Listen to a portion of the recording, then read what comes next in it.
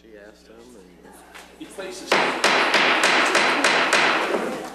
The Wheeling Plan Commission is called to order for Thursday, January 10th.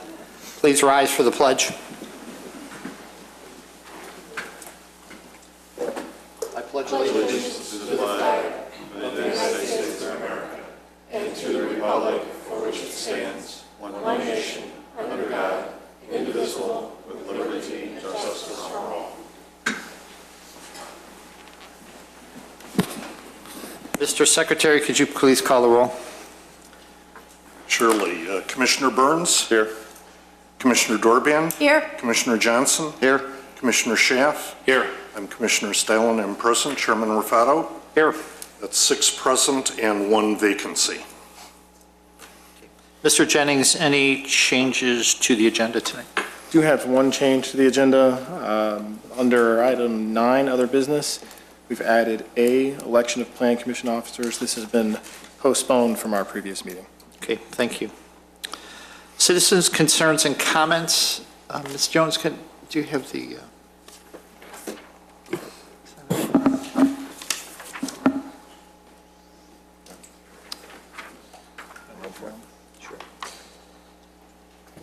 There will be an opportunity to speak on the specific public hearing items. If you have signed up for this and would prefer to speak under the public hearing for either one of the 2 public hearing items, you can just state that if I call your name. The first citizen signed up, Christine Dogopole. Ms. Dogopole, could you give your name and address, please? I will. Thank you. I'm Christine Dalgopole. I live at 216 East Center Avenue, and with the exception of about 8 or 10 years, I've lived at that address for 53 years. I served on the Plan Commission for 6 years. I was involved in the Wheeling 2000 project, which started in the late 1990s. I wrote the bylaws and put the Economic Development Commission, which has since been abolished. I worked in the economic development field for 25 years in several states in the Midwest. I'm going to talk about the problem we've been experiencing ever since the Fresh Farms Shopping Center redevelopment was approved. During the construction, we dealt with cement trucks, trucks hauling debris up and down Center Avenue, construction parking on Center from Milwaukee Avenue to Wheeling Avenue. We knew it was temporary, or so we thought. Once the center opened, we've been dealing with the center's employee parking, and I personally have been doing everything I could to bring the problems to the board's attention, only to be told, we don't see a problem. Delivery trucks and 18-wheelers continue to be a problem. They're idling on Center Avenue, sometimes taking 3 tries to back into the center's loading docks. When this happens, trying to get out to Milwaukee Avenue is difficult and time-consuming as cars back up until the trucks get in. The trucks deliver at all hours every day. Finally, this week, the center's employees are parking in the northeast corner of the Solex College lot. About 15 employee cars are still parking next to the old butcher shop across the street on Milwaukee Avenue. I'm hoping there will be enough parking in the Solex lot once that space is developed. It's taken almost 1.5 years of my time trying to get someone to listen to me. I hesitate to be cynical, but I can't help but wonder if the upcoming village election might have had something to do with getting this problem corrected. While I was on the Plan Commission, parking was always a main issue with any development, be it residential or commercial. I understand parking requirements have changed a few years ago, and they've been downsized. I suggest you strongly rethink this change. And while it's too late to make things right at the Fresh Farm Center and for our neighborhood, the oldest neighborhood in the village, with several residents here who've lived there their entire lives, and some of them are as old as I am, and I'm 70 years old. I don't want any other neighborhood in this village going through what we've had to go through. On the plus side, I'm very happy that Fresh Farms is successful in bringing new shoppers to town. And as I told Dino when he stopped at my house today, that if the parking situation stays and we don't get employee parking, some of whom would come at 8 o'clock in the morning and leave at 10 o'clock at night, I'm going to start shopping in your store again. But only if. Thank you.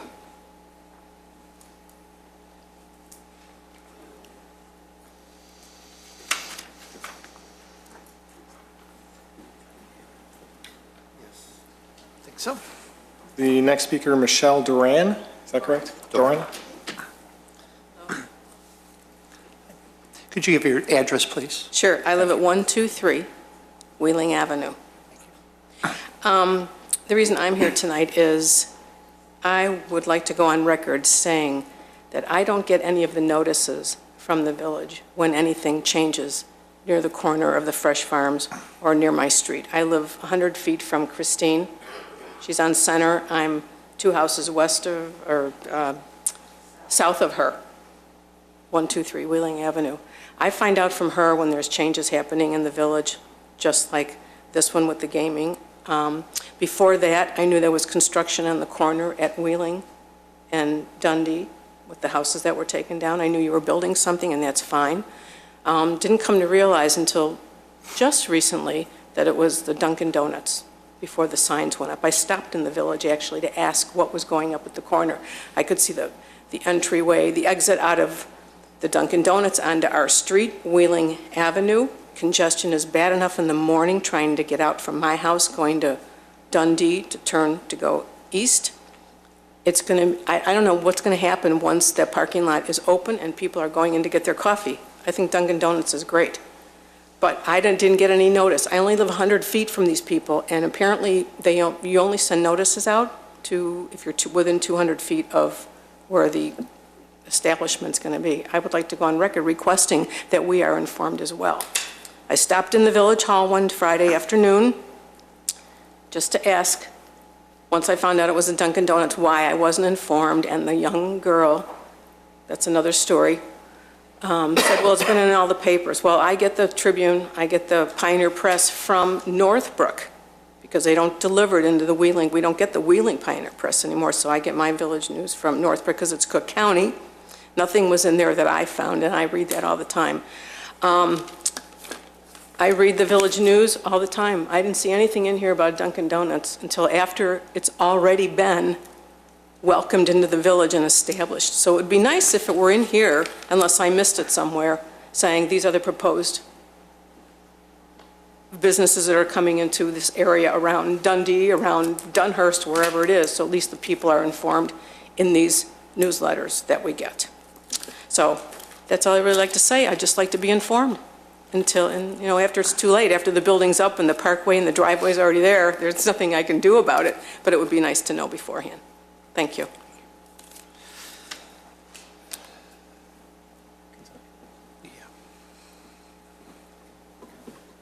Sure. Mr. Jennings, is it possible to, in one of our future newsletters, to, is there an easy way to put a paragraph in there about notifications and how they are notified? Sure, we should be able to find the space. We know Because the newsletters come out, Right. and we have some advance warning Right. of that, so we can certainly find some space in there to explain Yeah. how the notification radius is set. Because we don't send those out. The Plan Commission doesn't send those out. That's correct. We take the items for review, the dockets, and assume that has occurred when it comes before us. And I remember at some times there was an improper notification, and we've delayed that docket. Sure. So I know we make the effort from our perspective. We do make that effort to send that out. Commissioner Stylin? Mr. Chairman, I might be mistaken, but isn't there something on the village's webpage that you can sign up for information items? Because I believe I get agenda items for both the village board and the plan commission, just Public the hearings? Yeah, just the agenda items that might at least give the folks a little bit of notice, maybe to just publicize that, how you go about signing up for those email notifications. And again, if a good start would be the newsletter, because not everybody gets the newsletter and we all read it, and that would be a start to go there to, as we're talking about this notification, say that they can sign up for that. It's a good point, thank you. And just to, while we're on the topic, the Plan Commission agendas and materials, over the last couple of years, we've increased the amount of information that's available on the Plan Commission website. So the agendas for the Plan Commission meetings and the materials for the public hearings are now available if you go to the village website. So we'll take a look at the newsletter option and then see if there's a sign up. Just a paragraph, yes. Sure. Chairman Raffato, Yes. that assumes access to the network. Well, exactly. So, exactly. But if you put, my point is that if you put it in a newsletter to say how you're notified, at least they know what that criteria is for notification. Right, and you can always come to the village maybe and, Right. and access that. Right. That particular thing. Yes. Somebody has a question. Sure. Yes, ma'am. Not everyone has it yet, Right. so Right. that leaves us in the dark again. And that's why we're, Push email on everyone and not everyone is carrying it. The legal notice requirement for the letters is 250 feet. The other additional requirement for public notice is a sign to be posted on the property, and then we place an ad in the Daily Herald 15 days in advance of the hearing. Okay, well, we're about to go down. I saw on that corner, and I go out and I know all the time, there's no way that we'll be able to accommodate all that traffic going in and out of the. She should come onto the speaker. Maybe you need to increase it to 350 feet. well, if somebody's going to speak, could you come to the microphone, please? Because it's not for us, we can hear you, but if there's people watching, and we've discussed, we've discussed increasing that, and I think we have increased it in the past, so, yes, ma'am. Because I'm only about a block and a half away from that location. Going in and out on Wheeling Avenue is already difficult because you have McDonald's right across the street. So somebody coming in and out on a residential street, this is really going to put havoc on the neighborhood. Okay. It's done. Francis better. I don't know.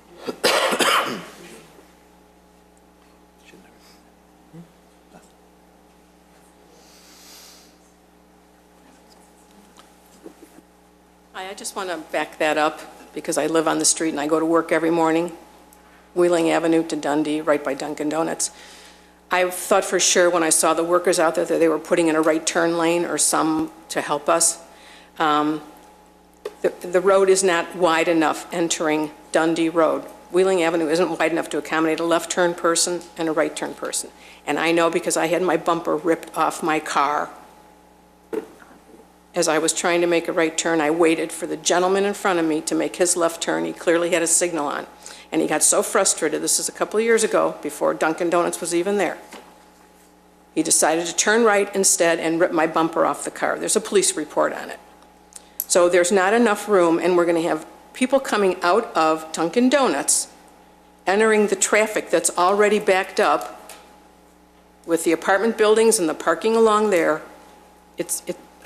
I'm going to have to find a new way to get to work in the morning, which I think is a big inconvenience for me because I've been in the village 25 years and it's my street and I still have to wait for everybody who's coming down my street from Highland, who they're dodging the corner at Wolf and Dundee. They come down my street all the time. The police should actually be sitting out there giving tickets for the number of people who go down the street too fast and don't stop. So clarify- this is going to make it even worse. All right, go ahead. Just to clarify, you're talking about Wheeling Avenue, right turn onto Dundee? not Correct. There's not enough room to make a left turn or a right turn, so traffic backs up. It's going to get worse because traffic's coming out of Dunkin' Donuts is even going to be worse, heading towards Dundee, or even if they're trying to make a left and go back south. Oh, yeah. I can't wait for that day. That's going to be fun. I think y'all should be there that morning. Wouldn't that be great that you're all there and seeing how things go down? Thank you. Consent? Yes, next on the agenda is consent items. Docket number SCBA 13-1 Vicus School, and this is a tutoring specialty school in Lexington Commons Plaza. Do I have I'll make a motion. Second? I'll second. Have a motion and a second. Mr. Secretary? Point of order. Citizens' concerns, wasn't I on the agenda? Sir, you were not. You were, here's the two people on the citizen concerns. Oh, it's on a different list? So you're listed here. You're going to be speaking under the next 6 items. Okay. Commissioner Burns, Yes. Commissioner Doorband, Yes. Commissioner Johnson, Yes. Commissioner Schaaf. Yes. I'm Commissioner Stylen. I vote yes. Chairman Rafato. Yes. 6 yes and 1 vacancy. Could I have who made and seconded that, please? Doorband made the motion and Johnson seconded.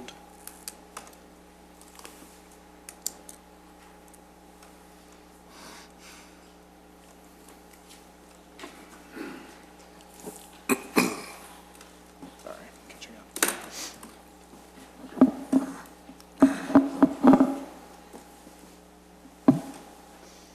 Okay.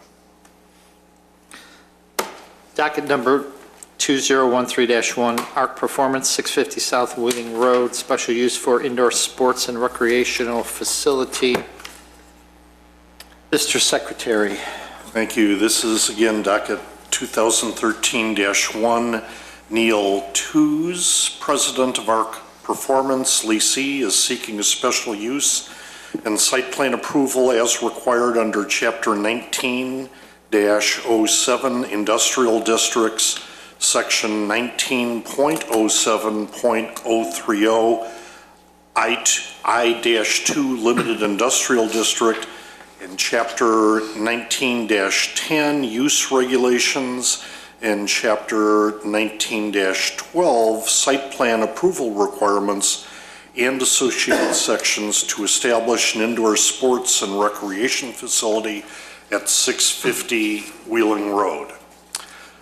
A special use is defined in Title 19 of the Wheeling zoning as a use of a parcel of land that requires review and consideration before approval due to circumstances or effects on the surrounding properties that may adversely affect them. In order to be considered for a special use, the petitioner is required to demonstrate through testimony to the Plan Commission at a public hearing why their request meets the conditions of the village code, including but not limited to how the purpose will not damage the enjoyment or use of the surrounding properties. Prior to the public hearing, the petitioner provides written statements meant to show that their request for special use meets the standards established in Title 19. The commission chairperson will typically direct that these statements be entered into the record without a full reading of them at the hearing. Based upon the testimony and supporting materials submitted, the Plan Commission may make findings in support of or against the petitioner's testimony and report those findings to the village board. Thank you, Mr. Secretary. Mr. Jennings? There were a couple of questions in the staff report, just as a reminder to the petitioner and to the commission. There was a suggestion that the commission speak with you regarding the total and average capacity of the unit and your plans for bicycle parking. With that, I would turn it over to the petitioner. This is a public hearing. Would you raise your hand? You swear the testimony you give tonight to be the truth? Yes. Thank you. Could you give your name and business address to our secretary? Sure. Neiltews, Neiltews. Current business address is 41 East Hints Road. Thank you. If you can explain what you're here for tonight and what you intend on doing in this building? Well, we currently run our performance out of a very similar zoning, a very similar building off of Hints Road, and we have the opportunity to move into a larger space off of Wheeling Road. So we would just like to continue to run our business, expand the size and some of the services that we offer by moving in here. Okay, great. Thank you. This is a public hearing. Is there anyone in the audience that wishes to speak on this matter? No. Thank you. We'll close that portion, and we will go to the Plan Commission. Commissioner Burns. Thank you. Well, congratulations, you're expanding already. How long ago was it you were before us to move into Hints Road? Well, it was almost 2 years ago. Okay. Almost 2 years. We always hoped to expand, but there was just circumstances which allowed us to move into this new place earlier. Great. I had a couple of questions.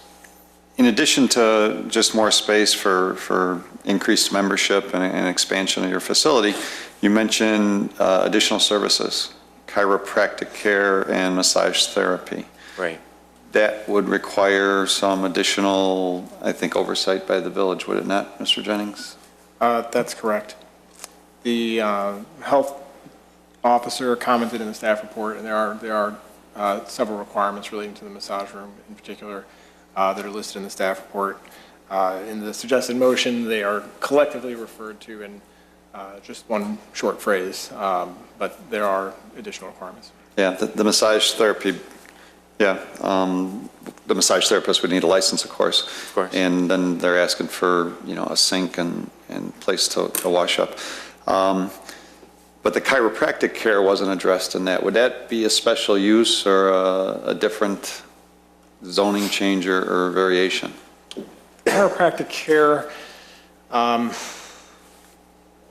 I think to the extent that it's listed here, possibly be considered accessory to what is going on in the building.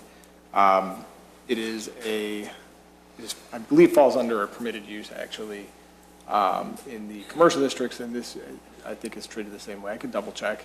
Okay. While you're talking, I'll flip through the code and see what I can find. All right. And yeah, Mr. Jennings mentioned that asked you to, I guess, address the total and average capacity of the unit and about bicycle parking, which we talked about for your Hints Road. What did you do on Hints Road to accommodate for bicycle? Well, we didn't see too much of that occurring. Most of the students in the area or the members in the area, if they rode their bikes, there weren't more than 2 or 3 at a time, and we had enough space just inside the building to accommodate for that. Okay. And you could do that again here on Hints Road? I believe so. Okay. On Wheeling Road, yeah. All right. Thanks. That's all I have, Mr. Chairman. Thank you. Commissioner Dorban. Thank you. I just also wanted to go over the health issues, but from the health division. But apparently they've all been addressed, as well as the ones about the capacity and the bicycles being allowed in the building. But so what is your capacity that do you expect? Well, I actually did the average of our busiest night, and it's 15 people in our classes, and we have no more than 5 people with memberships during that time. There may be a trainer working with somebody individually as well. So we're looking at 25 people at one time is the most that we would occur. Now, granted, events, we've done what we call performance challenges, our open house, our grand opening. We had probably closer to 50 people for one event and maybe 75 for our grand opening. And granted, we weren't all using the equipment and that's just, for the function, it was just, meet and greet kind of. Basically, it would be no more than 25, and then the special events or something separate. Right, that's what we've seen thus far. I think we certainly could double that and be okay. So. Okay, that's all I had. Thank you very much. Thank you. Commissioner Schaaf. Thank you, Mr. Chairman. Yeah, the parking, I went through there today, just drove by, and it doesn't seem like there's enough parking. But there's, what, 342 spaces? Is that what you, and that's got to be around that whole complex, going to the back and everything? That's correct. But I noticed right up at your front door, all 6 or 7 of those were already taken, and you're not even in there. Right. Can I ask you what time Sure. you went through? Had to be around 3. 3 o'clock. Yeah.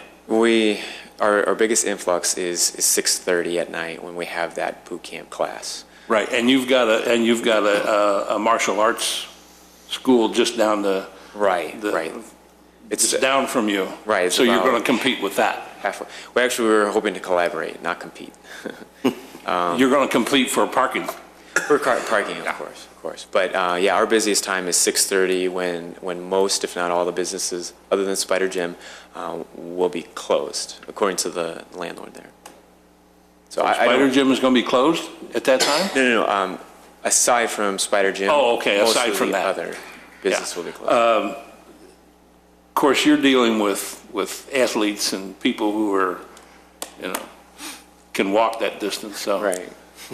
I really don't, it's just a little tight, but I see no problem with that. Thank you. Thank you. Thank you. Commissioner Johnson. Thank you. I think all my questions were answered as far as the capacity, and I was going to ask when the peak time is. So most of that's in the evening. Right. Do you get anything during the day? We do. I want to say the high school kids come, right at 3. We have marketed to the local businesses, so they come over lunch or at the end of their shift, and sometimes that's, we have a large group, not a large group, but I hope it's larger, coming at 2 o'clock. It's maybe half a dozen people, but it's spread out throughout the day. I see about 5 to 10 people at one time when we open, until once we hit 5 and 6 and later, that's when it starts to increase. And what are your hours again? 11 a.m. to 9 p.m. Monday through Thursday, 11 to 6 on Friday, and then 9 to 1 on Saturday. And we haven't changed that since we opened. It works really well. Thank you. That's all I had. Commissioner Stalin. Yeah, I guess I don't have too much of a problem, but I heard you say that your peak operating time was at 6:30 p.m., and then I heard you, I didn't hear many of the days that had that late hour in it. What's... Tuesday, Thursday nights are the... Big nights? Right. Okay, thank you. That's it, Mr. Chairman. My only comment was around the parking, and that's an old lot, the striping in that lot. I have been, if I may interject. Sure. I have been informed by the landlord that they were planning on restriping at least that part of the parking lot.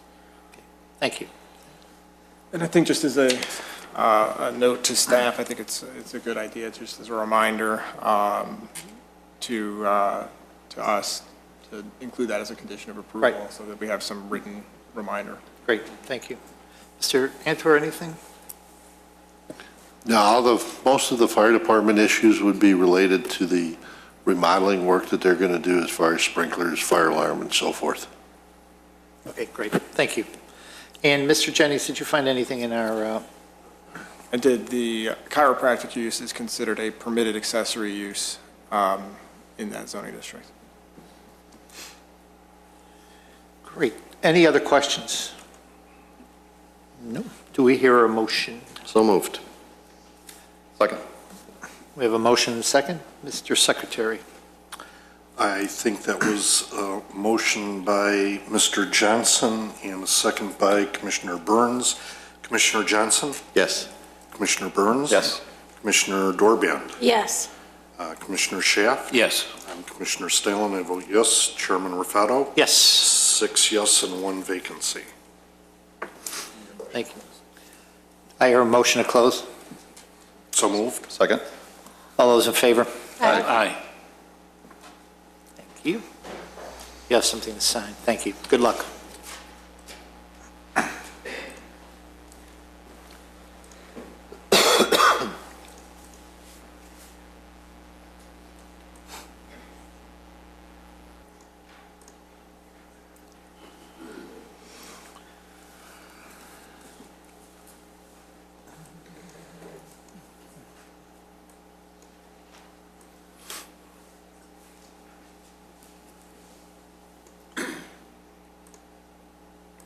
That's where I stuck it. I moved their floor plan out of the way.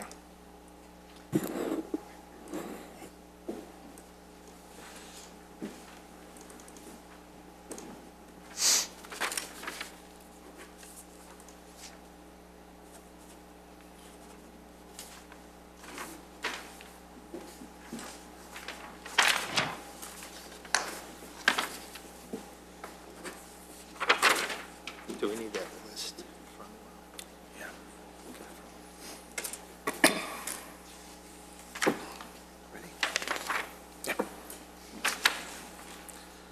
Calling docket number 2013-2, Maxine's, 255 East Dundee Road, special use for sit-down restaurant. Mr. Secretary. Thank you, Mr. Chairman. This is docket 2013-2. Kim Keller, representative of Laredo Hospitality Ventures, LLC.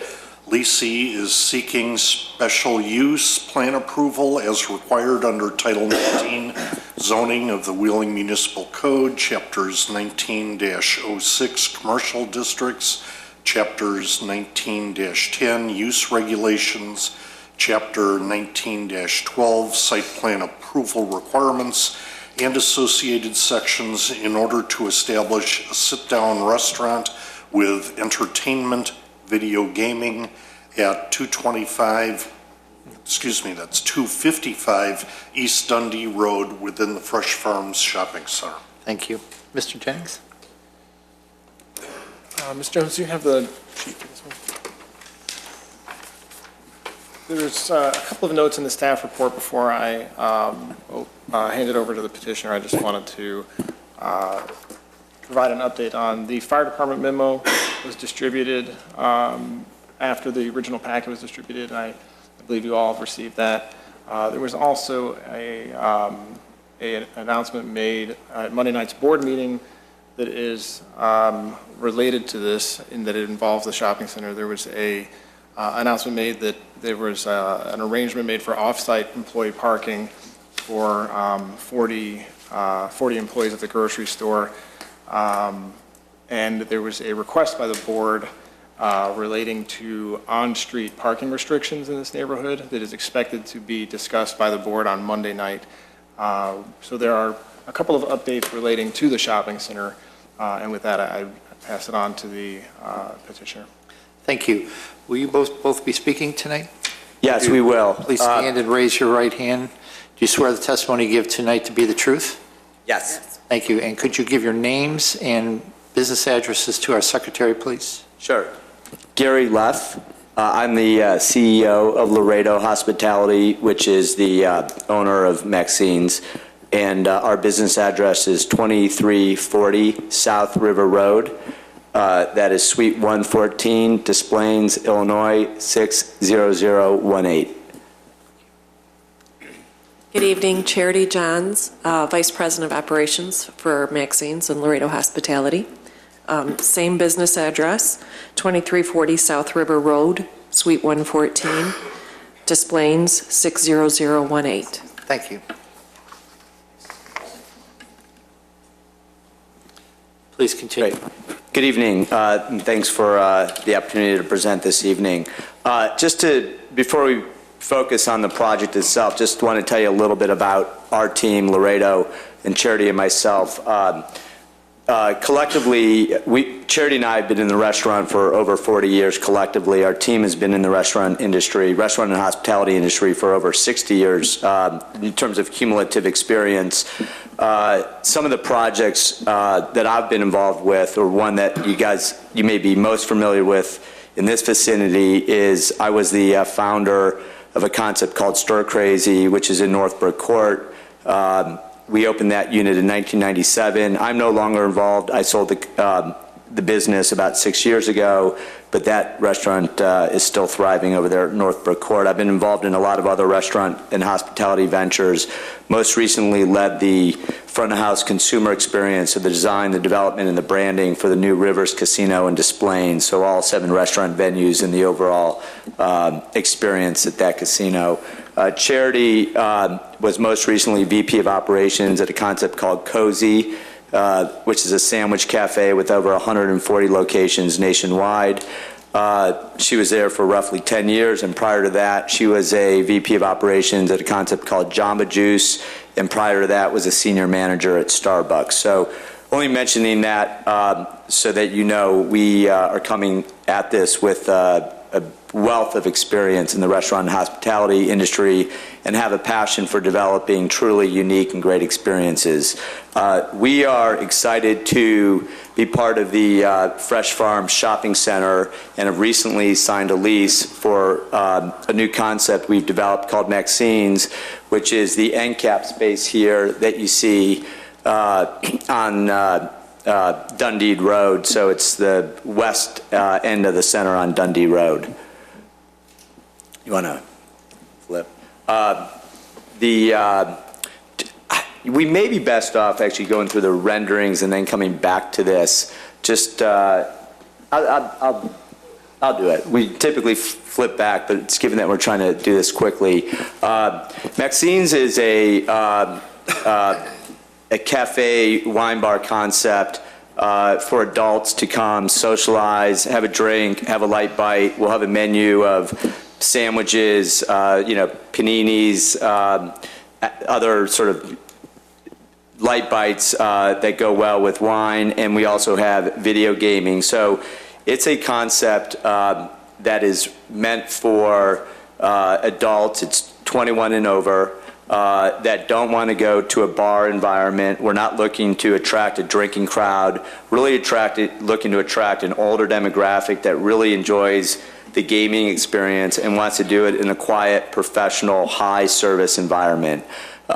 So we actually do not anticipate having this many people typically at once in our establishment. It's mostly people that are going to come here not just to dine or not just to drink, but to do all three. And we only have 5 gaming machines in the entire establishment. That is by code, or by law, I should say. The Illinois Gaming Board has a maximum of 5 video gaming terminals that are permitted in any establishment with an on-premise liquor license. So I guess we can go to the plan next. Actually, let me just point out here, if you go back. So the front of our concept is the cafe part, where if you're waiting to game or just want to hang out with your friends and maybe grab a light bite and a glass of wine, you can. And then we have the gaming in the back. It's not shut off. We want it to be part of the experience. Again, that's more towards the back, but it's not a completely separate environment. So you feel like you're part of the overall goings on of what's happening in Maxine's. We will be serving food in the back as well. We have tables on a swing arm next to the gaming terminals. So for those people that want to grab a light bite or a drink while they're gaming and have something convenient next to them, they'll be able to do that. So now you can flip to the next page. This is actually the plan itself. As you can see, it shows 26 dining seats up front with the 5 gaming terminals towards the back. It is, again, we don't expect a huge dining crowd. These are people that really are coming there to game, have a drink, and maybe grab a bite. And a lot of the people that are going to be in the front are really people who may be waiting to get on a game. With that, I'll turn it back over for questions. Could I just interject? This plan has been provided as a revision to the floor plan that was included with your packet. The current submittal shows a total of 31, including a total seat count of 31, including the front dining area and the rear gaming area.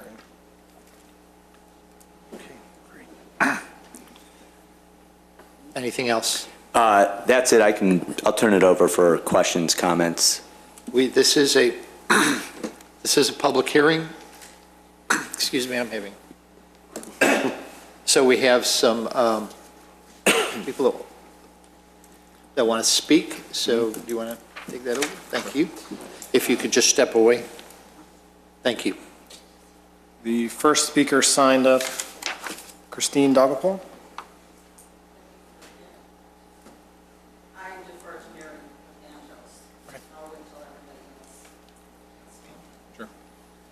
Next one. Gerald Liebman.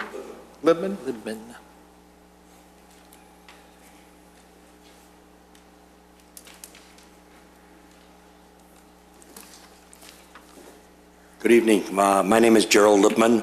I'm on the board of directors of the One Milwaukee Place Condominium Association, which is located directly across street from the proposed lessee's space. I have two major. Give your address, please. I'm at 100 North Milwaukee Avenue Thank in you. Wheeling. I have two concerns. Number one, as has been addressed before by one of the other ladies in the audience, in the Fresh Farm Shopping Center, which we love and we're there all the time, the parking is horrendous as it is now.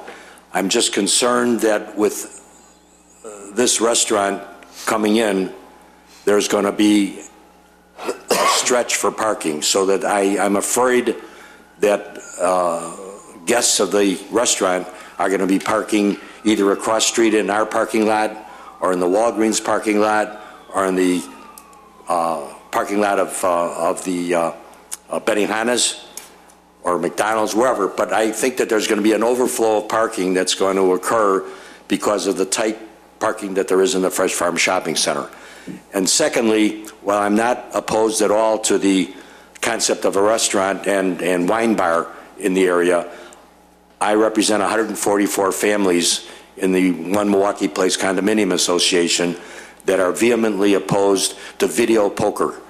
And my understanding when I called the village last week, that's the games that we're talking about, is video poker. And while I understand that video poker is now permitted in the villages and cities in Cook County, I asked if there were any other proposed ones in the village of Wheeling, and I was told by someone in the Plan Commission office that there was not, and community development, I guess, that this is the first one. And I don't think that, as a representative of 144 somewhat elderly people in our three buildings, that we would like the potential element coming in there playing video poker. So that's what I have to say. Thank you. Thank you. Our next speaker is Mary Papantos.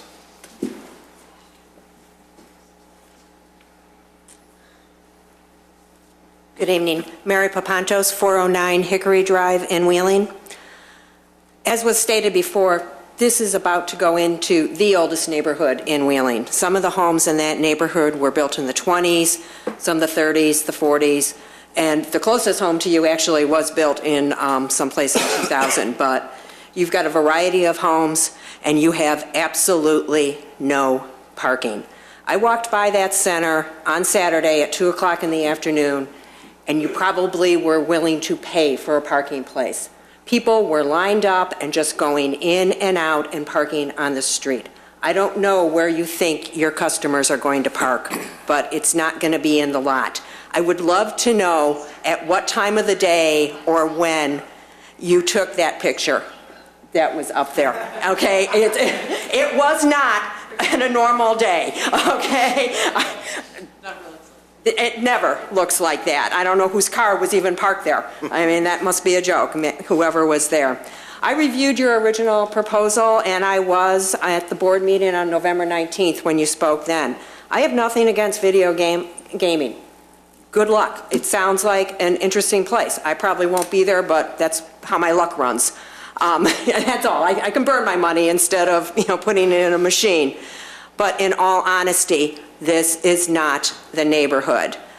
At that time, you did not indicate to those who were in the audience where you had planned to put this. I think you would have heard a lot of feedback at the time. Maybe the board members knew, but certainly nobody in the audience.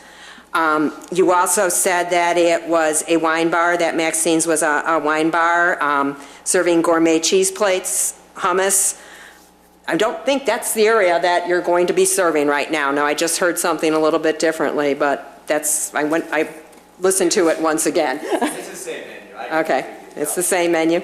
Okay, and there is a difference between that and Stella's, which I understand you are also planning to bring in. You talked about hours of 7 a.m. to 2 a.m.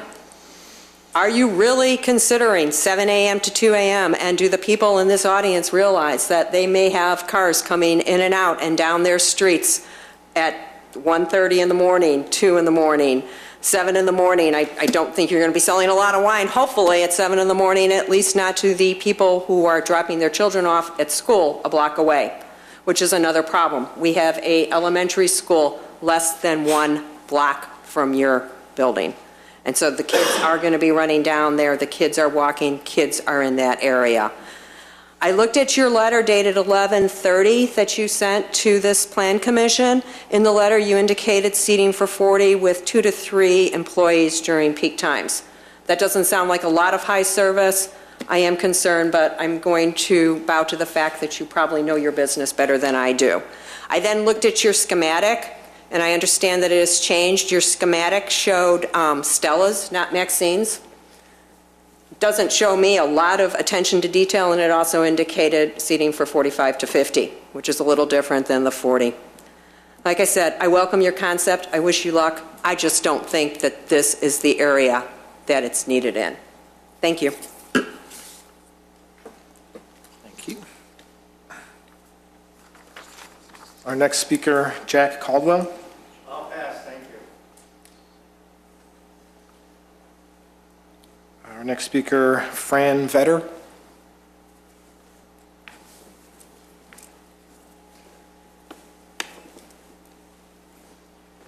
Good evening. Frances Vetter, I live at 117 Center Avenue in Wheeling.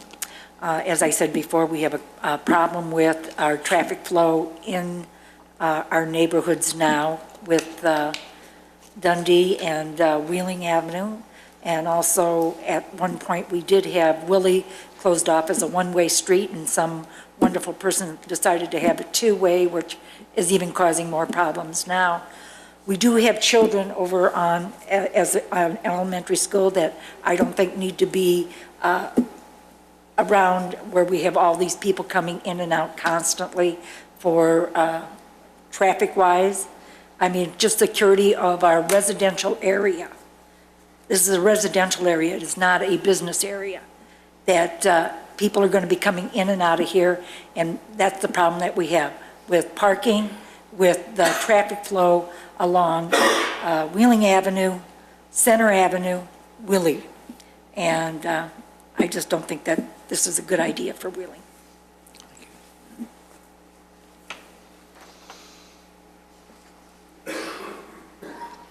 Our next speaker is Betty Holtham. The last speaker signed up, we have Christine Dogapole.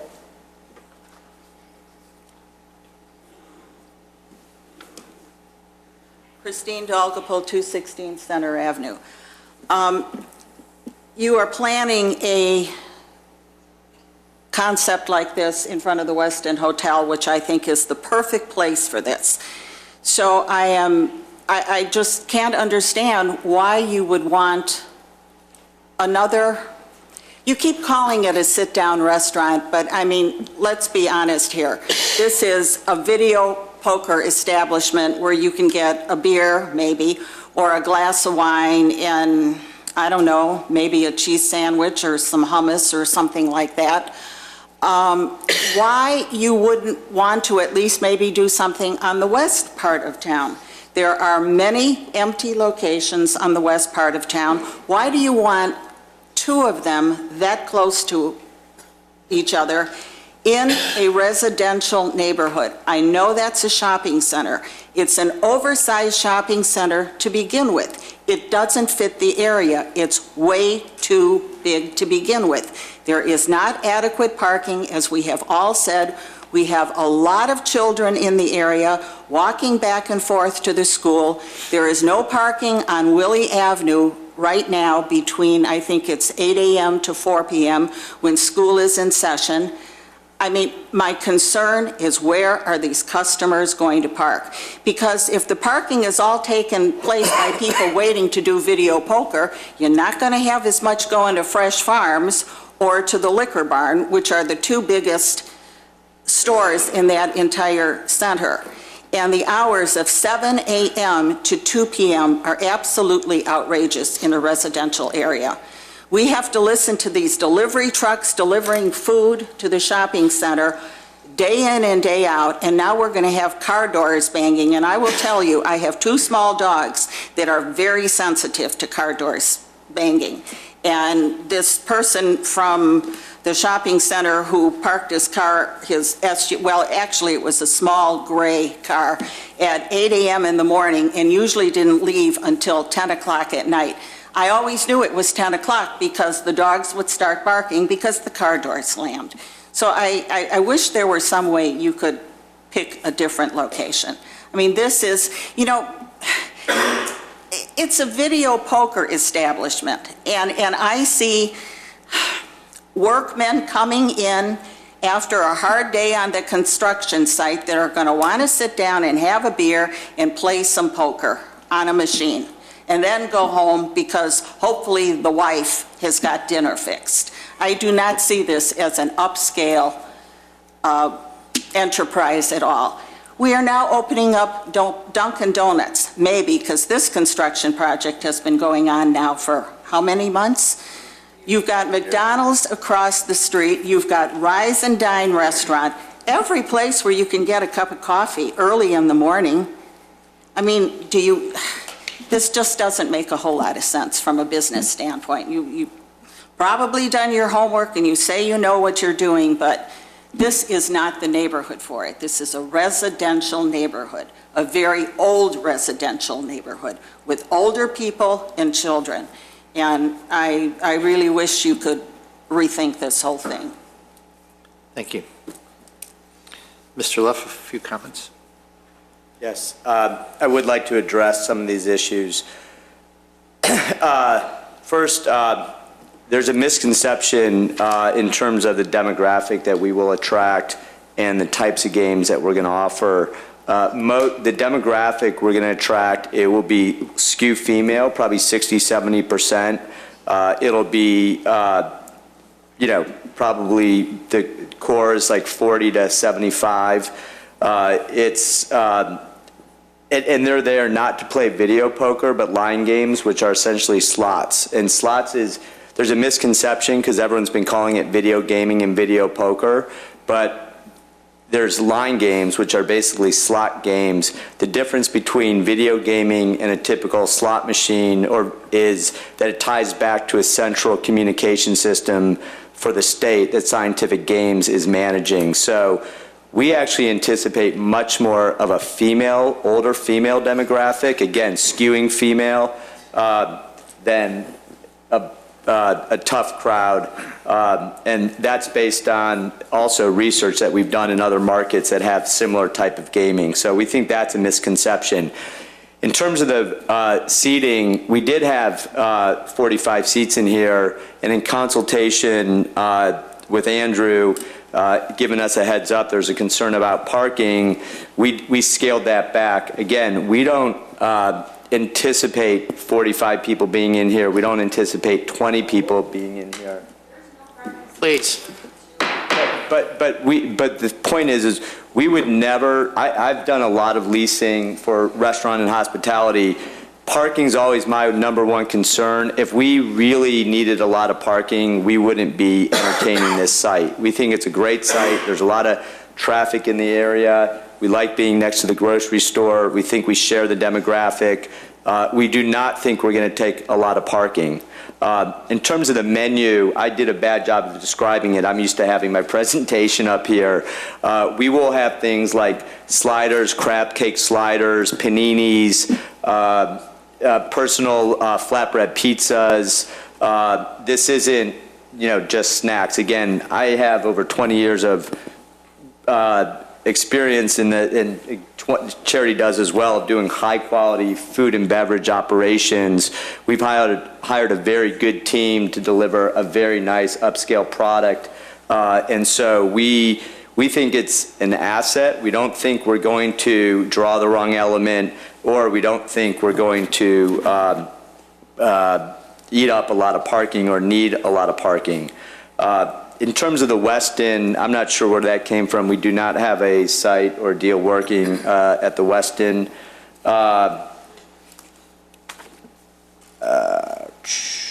And that's, and I guess that's it. Thank you. Now we'll go to the Plan Commission, but before we do that, Mr. Antor, any comments about your report? The only comments that we have, again, like the previous one, most of the items will come in the construction phase as far as fire alarm sprinkler components of it. We do share some concerns with parking. Anytime there's any kind of an increase, the parking lot is already restricted, and you start moving 40-foot trucks around within the front site for emergency operations. Any increase in parking, no matter who the tenant is, would be a concern to us. But there is a decrease in this from previous, so that would kind of diminish it a little bit. Thank you. We will start with Commissioner Schaaf. Thank you, Mr. Chairman. I too share the parking concern. I know that staff has made the computations. I personally don't agree with them.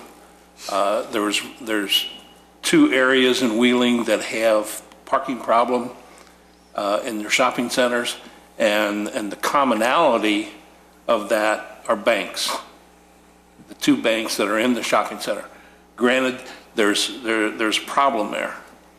I think the fire department, if I'm not mistaken, has recommended some closure on some, or taking parking spots out. Is that true, Stan? There are some spots that have been added that we were not discussed, and we'd like to see those removed. Most of the other ones are clarifications of existing spaces that were discussed and added to the site along a fire lane in the back that wasn't necessarily needed. And what about the west side? Are those spots, didn't you recommend those spots come out? The south side by the 95. Yeah, the south side. 20 through 95 wing. But I thought there on the west side you wanted some spots out also. No. Okay. Because that seems to be a little tight. Yeah, they just needed to clarify where the fire lanes were in that location. Yeah. As everybody has seen, this is a very tight area. The place over, the Solex, or the Fresh Farms deal with Solex to move the employees over. There are going to be times when that parking lot is just overflowing. It's tough to get in and tough to get out.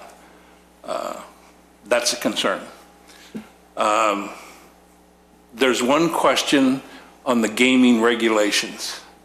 You have to set your terminals for a payout of 80%. Minimum.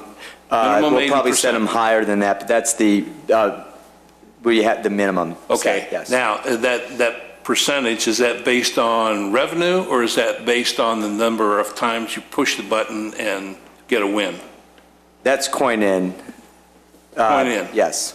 Right. So And I believe that that's 100,000 pulls or coins in to get a minimum of 80% winning.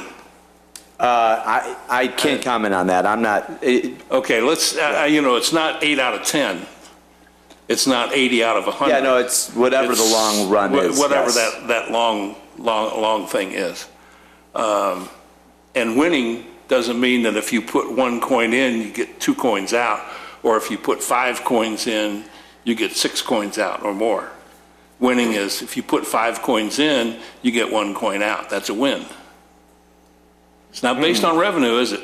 No, that's not a win. It's if you put 5. It's not a win. Well, that's not a win if you put 5 coins in and take 1 coin out. No. That's not a win. That's a loss. Because you went from 5 coins to 1 coin. You base it on revenue. I don't think so. But I'm not sure I understand the question. I'm sorry. That's part of the gaming rules. But it is a minimum of 80%. Minimum. And you intend to? We partner, just so you know, we don't personally purchase the machines, we don't install them, we don't maintain them, and we don't collect the cash. We're not allowed to legally. We partner with a route operator, and again, that's state mandated. Right. And that route operator. I've read all of those rules and regulations. For the benefit of everyone else. And then there's a split, and then together we set that. We've talked to our route operator that we're working with here. Casinos are typically set, somewhere. It ranges, but 90%. We think we'll be closer to 90% than an 80% win. Again, the key is I'm not sure if that matters, but just so you know, we will not be setting our machines at the minimum. We want people to come in and have a lengthy experience. 80% is not a good set. Right. We don't think it's a good set for a long-term business. And it's not what Rivers is set at. It's not what good, enduring gaming establishments are set at. So. But a win to you, and I'm not really sure, but a win is if you put in 3 coins, you get 4 coins out. That's a win. That's a win for the guest. Okay, if you put 3 coins in and get 2 coins out, is that a win? No, because there's a net loss of a coin. And that's not a win, so that doesn't count towards the 80%. No, that's a loss because you've taken a loss from 3 coins to 2 coins. And it's per spin, yes, so that's not a win. Okay. I just, that's a tough call. And just so you're aware, you guys are I'm sure everyone's aware, the village gets 5% of the win. We project that to be annually somewhere, roughly around $40,000 of annual tax revenue for the village of Wheeling for that location. Yeah, I've heard between 40 and 45,000 for tax revenue. Correct. Yeah. Plus what you get on beverage and everything like that. Yes. I know one of the questions that's going to come up is what you figure your revenue is going to come from. So if no one else brings it up, then I'll bring that up again. But I think somebody will. So you might think about that. That's about it. I don't like the school being close. I doubt if you're going to have a bunch of school kids come in. Now, we're a 21 and over establishment. I understand you're 21 and over. Yeah. Yeah. And our license is at risk. Obviously, we hold a liquor license, but also our gaming license is at risk. If minors are playing the machines, we will police that very heavily. With 3 employees? Yes.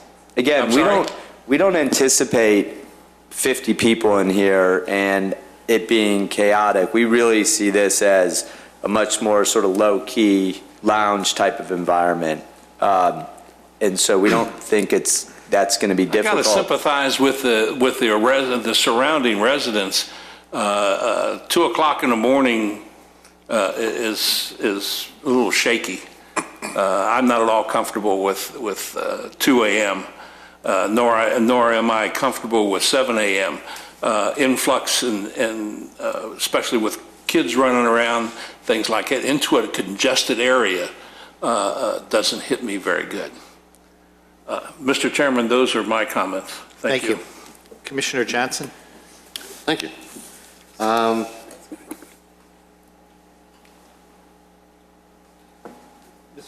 Mr. Johnson, before you start. Okay. Just a comment. The public portion of this is closed right now. We're letting the commission members speak now. I'm not ignoring anybody that's raising their hand, so don't take that personally, sir. Thank you.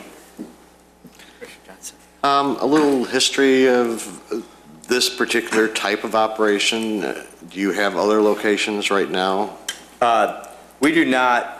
Video legislation, as you know, was passed in 2009. It was hung up in some lawsuits and some other delays, like selecting the central communication system. It just went live. I believe it was the early October. They were testing it in September. We've been working on this for close to a year, and we've done a lot of research on states where similar legislation has existed. The two states that we think are most analogous to this legislation are West Virginia, where they've had video gaming for roughly 10 years. And then in Oregon, where they've had video gaming for roughly 20 years. 5 machines in West Virginia, 6 machines in Oregon.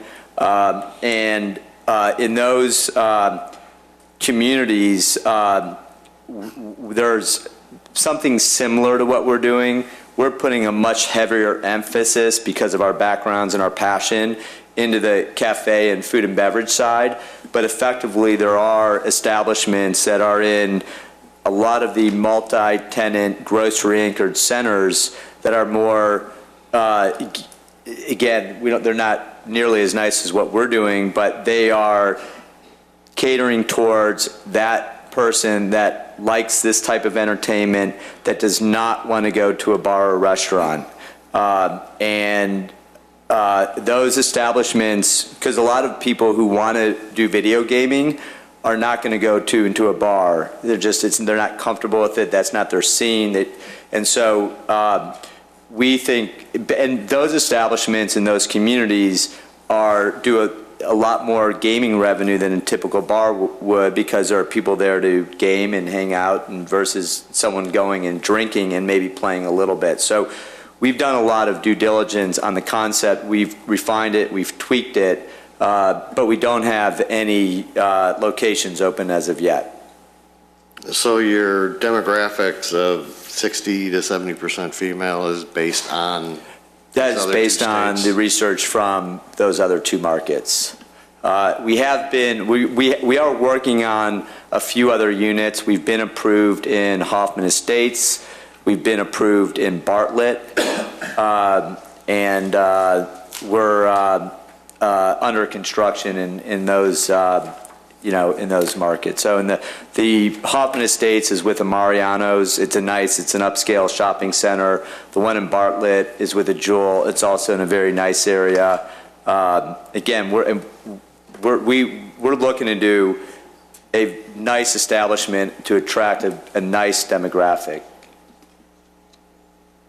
Clean, cut demographic. You said earlier you're limited to 5 machines, so you can't be adding anything down the road. The only thing that potentially could happen is 3 years down the road, the state says, we're going to increase taxes and give you 1 extra machine, but we're capped by space. It's 99% likely to be 5 machines for the long term, and at worst, it may be a 6th machine. Well, looking at the floor plan, it looks like you have a lot of room in that gaming area. We do, because we want this to be a premium facility. We're doing things like, if you see the little tables there with a swing arm, you can eat while you're gaming. We're doing where you can plug in for your phone if you want to charge. We'll have, iPhone, Android chargers.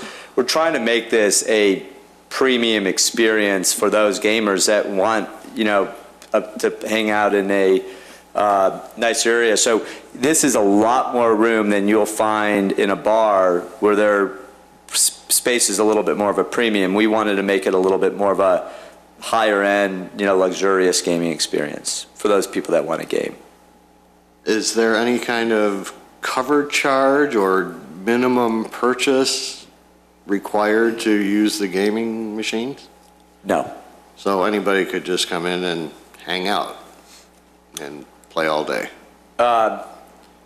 Yeah, potentially. I don't think we'll have people hanging out all day, but we don't have a food or beverage minimum.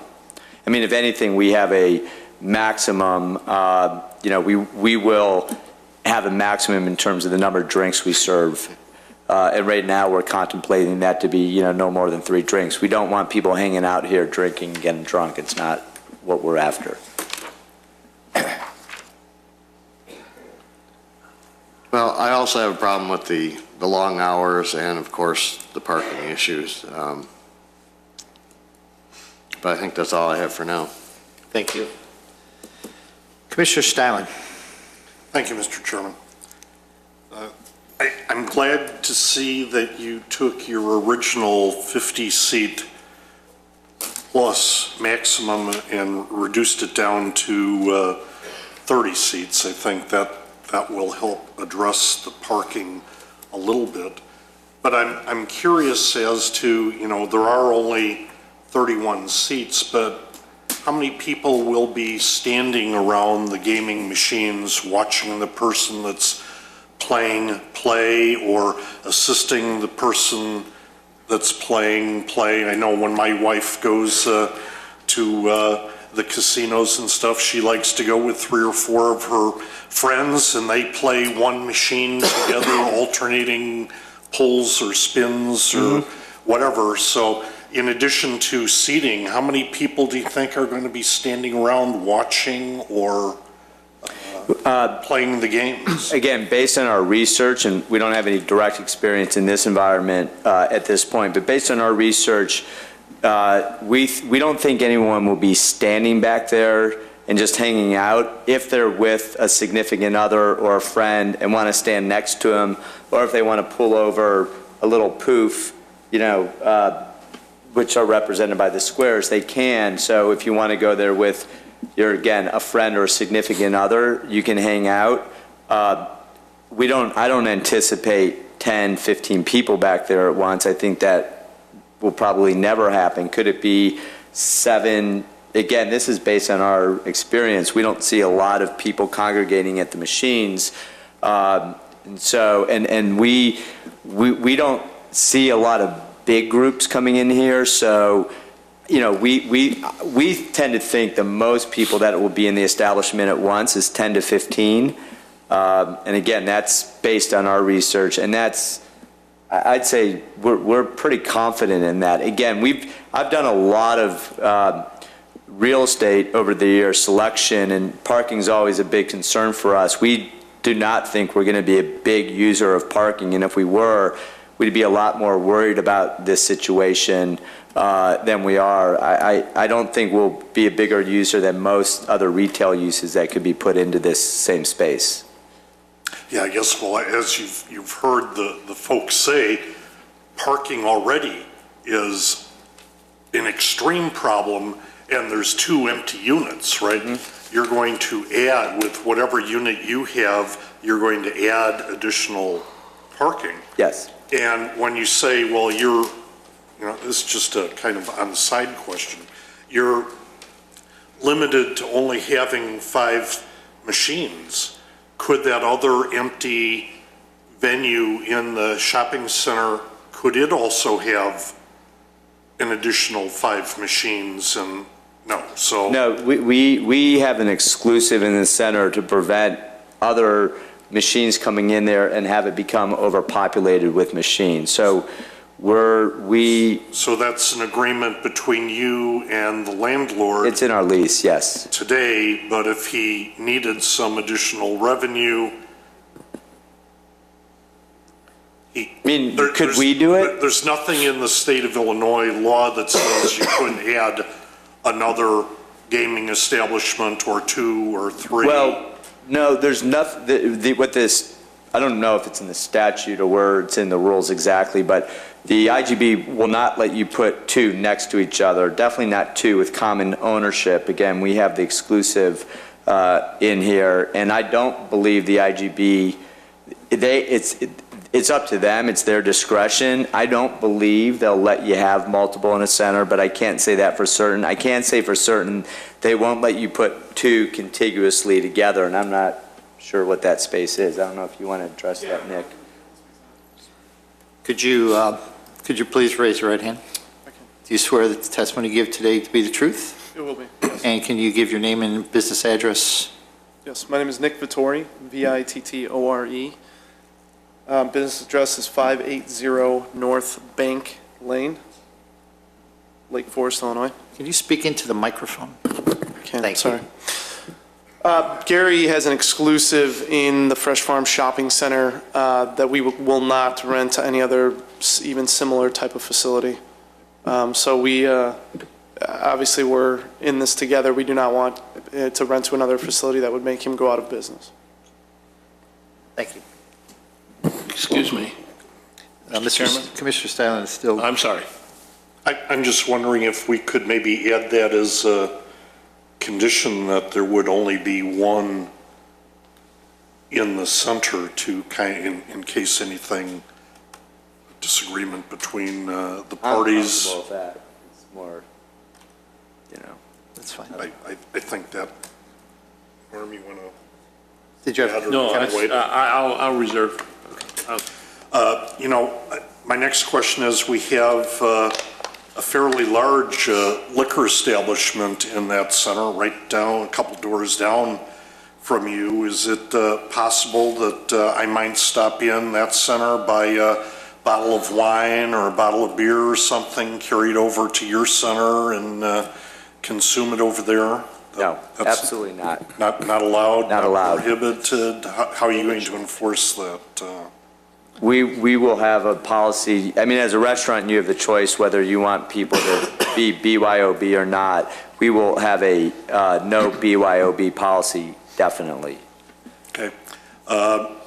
And Norm kind of brought it up before, but I am going to ask, you have a business plan. I don't want to know what your revenue per se is, but I would like a concept ballpark area of how you feel your business is going to be, the income from your business is going to be restaurant-oriented, beer, wine, liquor-oriented, and gaming-oriented. Do you have any? Yeah, I mean, we think roughly in terms of there's the gross revenue. That gross revenue is split between the state, the municipality, the route operator, and us as the establishment. We forecast roughly a 50% split in terms of our share of the gaming, our share of the gaming, so what's net to us and what we're doing, so our net gaming revenue and what our food and beverage revenue will be. So about 50-50? Correct. Okay. And that kind of leads me to something that you haven't shown us at all, is any signage that you're going to have. How are you going to promote your facility? Are you going to be advertising yourselves as a restaurant, a cafe, a wine, or a gaming establishment, or a video poker establishment? We will be advertising ourselves as a wine bar, cafe. We will not have. We'll have a nice sign on the building channel letters with our Maxine's. It won't say Maxine's Video Gaming. We take the tack that it's better to be discreet with the gaming for a lot of reasons. One, just kids around, people who don't want to have gaming in their face. We don't think it's good anywhere we're doing this. We believe in this not just in Wheeling, but everywhere, that people who want this type of experience will find it if they're interested in the gaming, but we're happy to have people in there who just want to hang out and socialize and have a different atmosphere from a bar. We'll be doing some Facebook marketing and online marketing to let people know, but we do not anticipate having big video gaming signs or anything of the sort on our storefront. And we would be happy to submit actual renderings with signage to show, what that'll look like. Well, I know, you'll have to come You'll back have to come back to us anyway. Yeah, so. For Right. the signage anyway, but I just offer that I probably would not be in favor of anything that really promoted the gambling aspects. We think that's good. Net, we think our business will build over time, and we don't think, we need to promote heavily the video gaming piece of it. So you said that your criteria for being in the establishment is 21 and over. What happens if I'd like to bring my 18-year-old son in to have panini, or my wife would? Nobody under the age of 21 allowed in? Absolutely not. At all, okay. A couple more things. I'm not sure that I heard from the fire department or community development if a site plan change was going to be required to either eliminate certain parking spots or mark certain areas as fire lanes, whatever. But if a site plan change to designate those entities is necessary, I would like to have a condition put in there that that is done and brought it back to us for approval. The other aspect that I am going to ask that a condition be established is that the fire lanes, I know that you were recommending that they be marked on the pavement as fire lanes. I would also ask that they be marked and signed as no standing, stopping, or waiting. Now, the reason I say that is we've put other fire lanes in that shopping center to prohibit trucks from standing, idling, and pouring smoke into a neighbor's bedroom window. And it turns out that under Wheeling's fire lane laws, that idling of trucks in a fire lane, even unattended trucks, is allowed as long as the driver is within some undefined proximity area such that the truck could be moved if there was a need to have fire vehicles accessing them. I would ask that all the fire lanes that you're proposing be marked as not only on the pavement, but marked as no stopping, standing, or waiting. Or if you could, idling as well. But I'd like to add that as a condition. Is to the comment about Wheeling allowing them to stay in the fire lane, there is no clear guidance in the International Fire Code as to vehicles staying, moving, or whatever. The intent is that unattended vehicles will not hinder the movement of fire apparatus in those areas. So the fact that a truck is offloading product into one of the tenant spaces and it's in the fire lane, they can move it when the emergency vehicle comes. From our position, it's a reasonable position. The one fire lane behind the west section of the strip mall where this particular tenant space is, all 4 or 5 of those tenant spaces, that would be the only location for their deliveries because it's in the rear by all the loading dock type doors and the doorways for deliveries to the tenant spaces, as well as going around behind the grocery store itself. You're into the loading dock area in that one particular area too.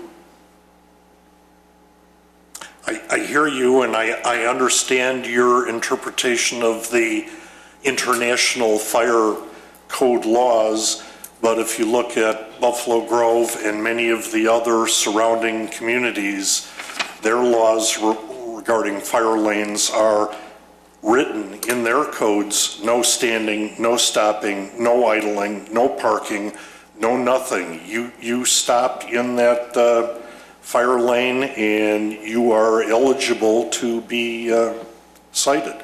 Obviously, we don't go around sitting there waiting instantaneously for somebody to do that, but those are laws evidently beyond the international fire code that some communities have enacted, and all I'm asking is that maybe we be a little more restrictive in allowing trucks to idle for many tens of minutes, pumping smoke into a neighbor's bedroom when they're just sitting there waiting for a parking spot or a loading dock spot to open up. So that's my suggestion. Thank you, Mr. Chairman. Is that, Mr. Antor, you said that that's not anything that's in any of the code that you're aware of, or it's not well defined? There's nothing that specifically talks about the stopping or standing being strictly prohibited within a fire lane. So the department's position over the years has been, if somebody's going to quick run in, in and out, it's not, try to think of the good word for it, emphatically enforced, kind of with what Commissioner Stylen was saying, that as soon as they get out of the vehicle, the police officer is there to write them a ticket for parking in a fire lane. Well, it's obvious we have a problem here. Mr. Jennings, is it something that can be? I think based on what Mr. Antor just said, I think it depends on the location that you're talking about. It's something that the village can look into, but what Mr. Antor is saying is that the area that is the only loading area for a stretch of businesses should not be restricted from providing the loading. But I think what the question is are there locations where you could restrict idling? I think that the village could look at that.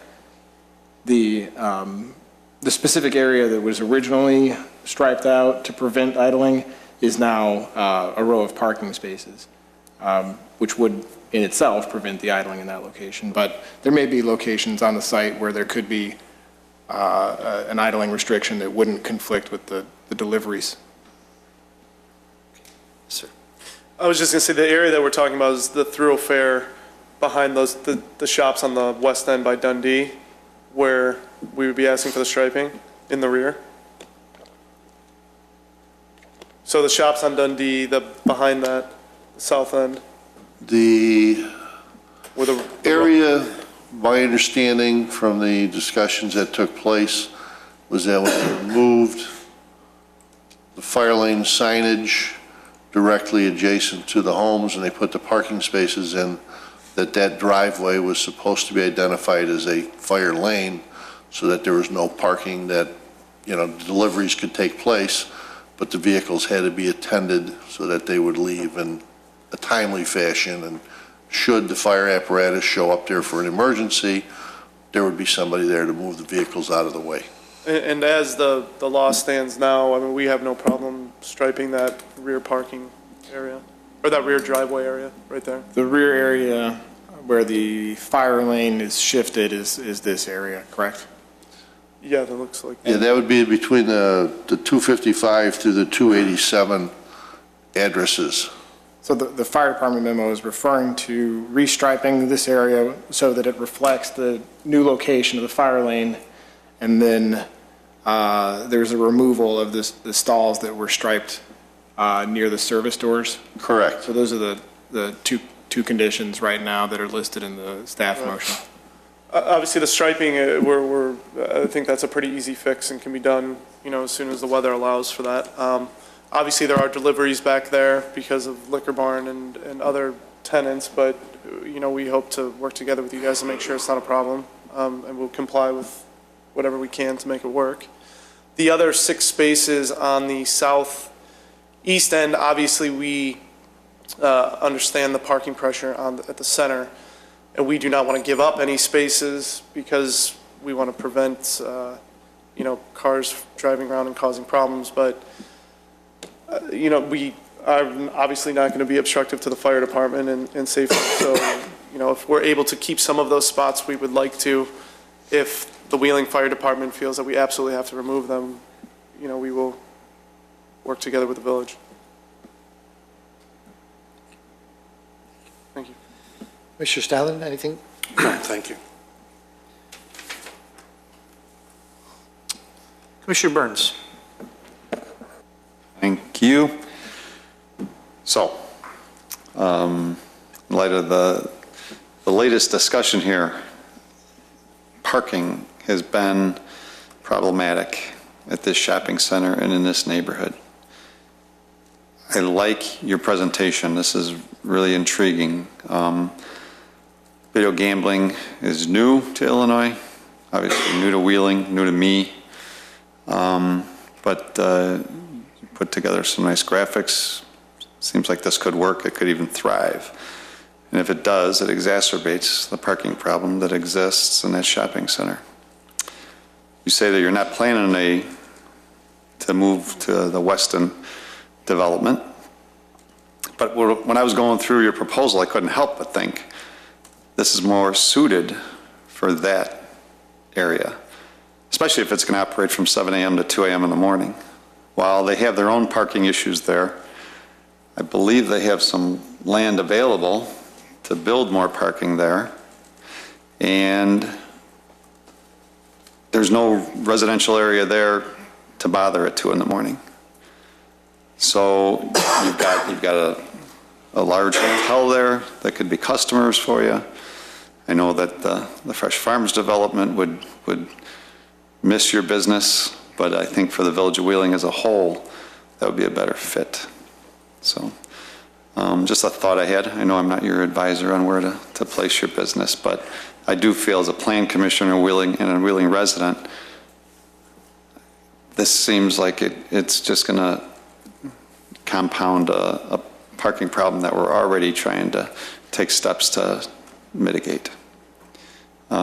Did you have something? Yeah, just to that point, we've had several different gaming companies approach us for this type of use, and we were unfamiliar with the use as well as everyone is because it's new to Illinois.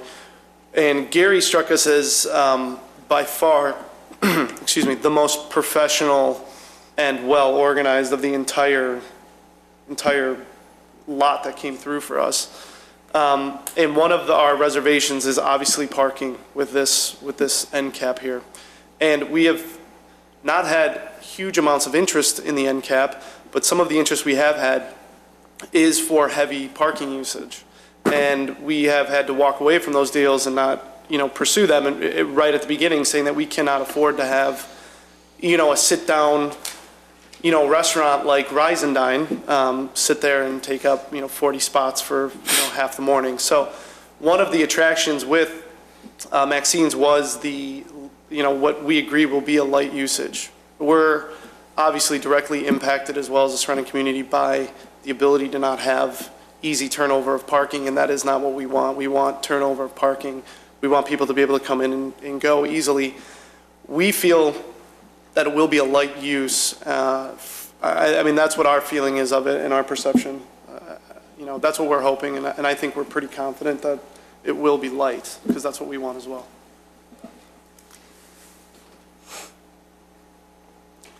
We have a difference of opinion. Yeah, we're all you're optimistic, I suppose, but.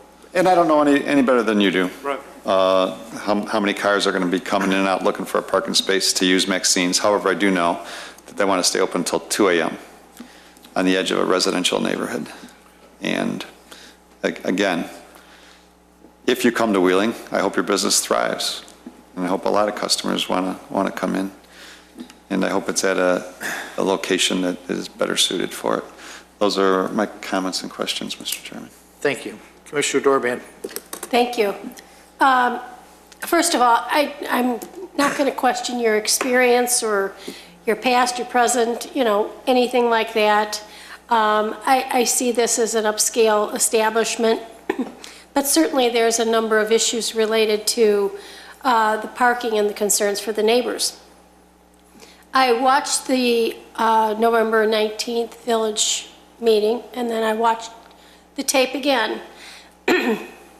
And while I got the definite impression that the village board was favorable for some type of establishment, I was not convinced that they were talking about this particular space. So I'm still unclear about that. The question I have, you brought up Bartlett and Hoffman. Mm-hmm. Those two locations are both by grocery stores, but are they as close proximity to a residential neighbor as we have here? Bartlett, yes. There's, what's that? And Hoffman Estates, I would say, no, it's a little bit more of a commercial district. There is residential within a quarter mile, but it's not as populous right on top. I'd say, again, I can't give an educated answer because we didn't study all the housing, but there's housing right on top of Bartlett. And we recently, within the last month, presented to the Planning Commission and were approved, so. I was by there at 11:15 this morning, and as I drove by, I thought, that's interesting. There's maybe a maximum of 25 or 30 cars spaces available. And let's face it, that was a very early time in the day, and usage was not as high as it is in other times. And still there was only 25 or 30 spaces. So that concerns me a great deal. And when I looked at your plan and I kind of made my calculations, I'm looking at maybe 35, 38, could be 40 people in possibility.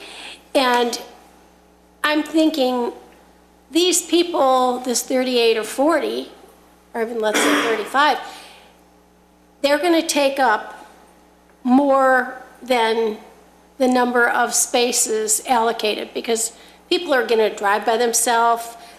Three people are not going to go together. So I just already have a concern about the number of parking spaces that are allocated and the number that are going to be used. I could see 20 spaces being needed and only 14 being allocated. So that I have a little problem with that. And certainly the hours and the neighbors till at 7 in the morning, I envision children, walking to school, coming across that parking lot, going to school. It's just that's not a good fit, and certainly not till 2 in the morning. These folks have suffered for a long time with what's gone on there, and 2 in the morning is just, I wouldn't want to live there with that until 2 o'clock in the morning. And I certainly wouldn't be, happy if somebody did that to me at 7 in the morning. I do have a question of why you want to be in this particular shopping center with the tight parking that it is. I mean, it is so tight that, I picture, okay, the 40 employees that are going over to Solidex or wherever they're going, 40 more shoppers are going to come to that shopping center because now, where they couldn't come before because it was too packed, are now going to come. So you're just increasing it and making it worse. You're just going to have more and more, customers coming in, taking up those 40 spaces, and you're going to be it's going to be up against it again. And I just want to know why you would want to be in that tight of parking spot area. One, we like the intersection and the traffic. We like the demos, but we also like the fact that we're in a center with a very nice upscale grocery, and we think we share a lot of that customer. So we think a lot of people that will be coming into our establishment may be combining two trips, and it's not necessarily a separate customer. In fact, we think a good chunk of our business will be from people who are coming to do multiple things, and it's going to be shopping probably primarily, and coming to us to grab a glass of wine and maybe game for a half an hour, what it may be. We really do not anticipate ever having 40 people. We don't think that's how this is going to work. We think it's going to be significantly less, as I said. And so, again, if our economics depended on us having 40 people at once in our establishment, then we would definitely be looking elsewhere, because parking would be a concern for us. And our demographic is going to want to park in the shopping center. They're not going to be comfortable parking off center and coming into our walking and coming into our establishment. So again, we're typically concerned with parking for other types of concepts. We do not think this is a heavy, typical restaurant use type of parking. Well, the other question is, with only 5 tables, and you've got these folks coming in, there's going to be considerable waiting to use those tables. I can see that. And if there's considerable waiting, there's considerably more people. So it's kind of like it keeps going around and round and round. And the other thing is, your establishment, and I still maintain we're already short of parking spaces there. Even if with the 40 going over to somewhere else, I still think people are going to fill up that parking lot no matter what. I think someone said earlier that you could have sold a parking space on Saturday, and I've seen that. I understand that. But, we also have another storefront that's not full, that we don't know what's going in there.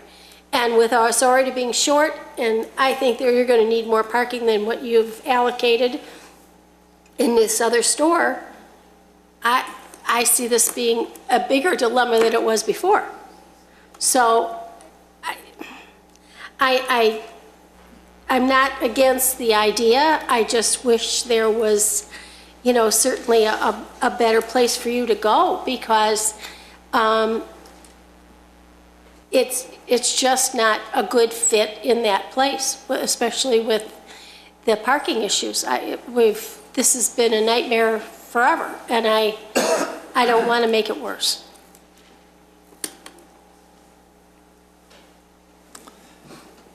Did you raise your hand? My name is Paul Svigos, and I am... You swear the testimony you're going to give today to be the truth? I do. Thank you. And your name and address? Paul Svigos, 580 Bank Lane, Lake Forest, Illinois. As I sit here and I listen to everyone's comments, everybody seems to have Gary go away. We worked very hard with Gary to negotiate a lease. So we want Gary as the owner of the shopping center and the owner of Fresh Farms.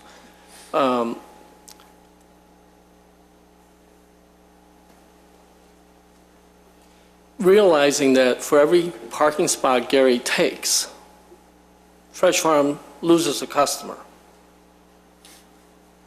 Our interest is more impacted by that than anybody else's.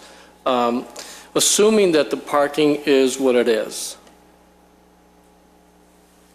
we obviously can't put any more cars in there than what's going to be in there. Fresh Farms is losing sales. I don't know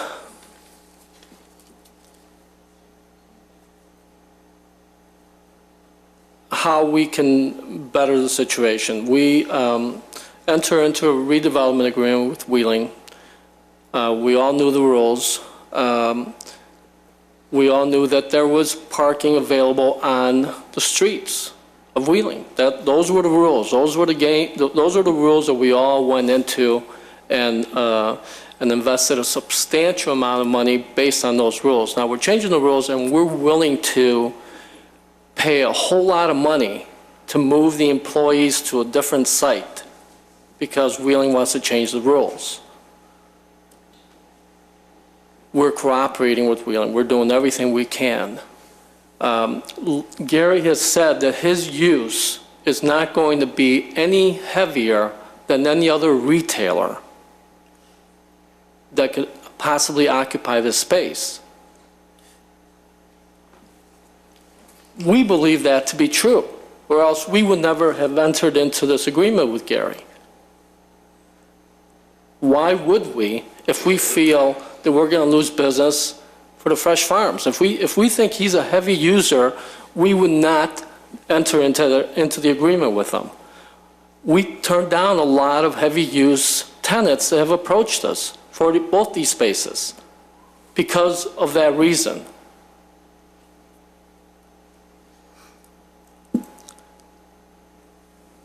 I think that's all I have to say. I don't know how I convince you guys that.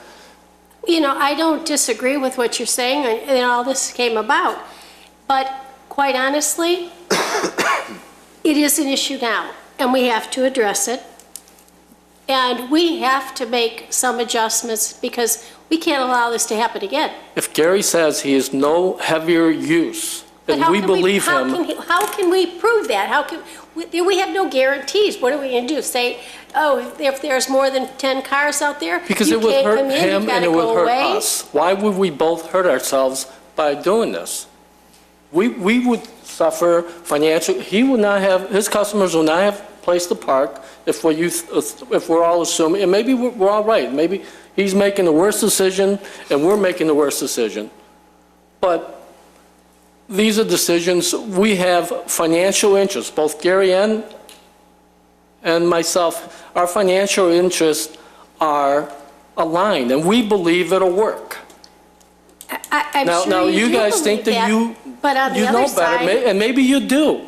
But for every parking spot Gary takes up, we lose a customer at Fresh Farms. On the other side, though, you know, we have suffered with this. The residents have suffered with it. Do we continue to make it worse if that's what we truly believe? I mean, I understand your situation. I understand your situation.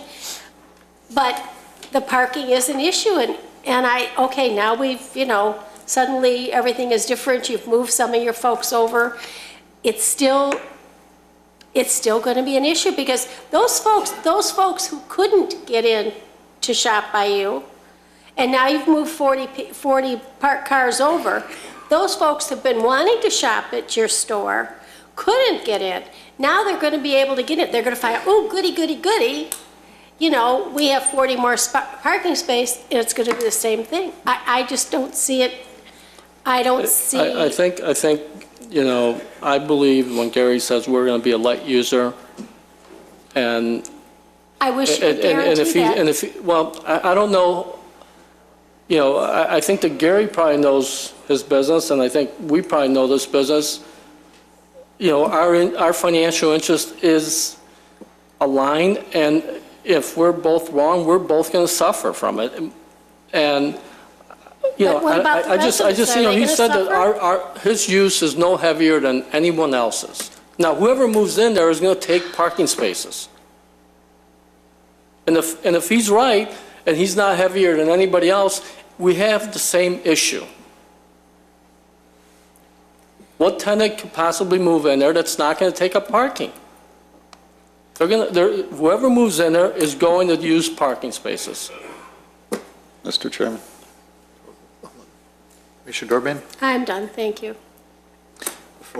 Commissioner Schaaf, you had a comment? Well, I have a couple of things. One, I'm not privy to your business model, nor do I want to be, but because of the location the business model is shaky. Okay, just as the parking calculations for this shopping center and the one up on Wyland and Lake Cook, because of the banks, I think. So the business models and the parking calculations.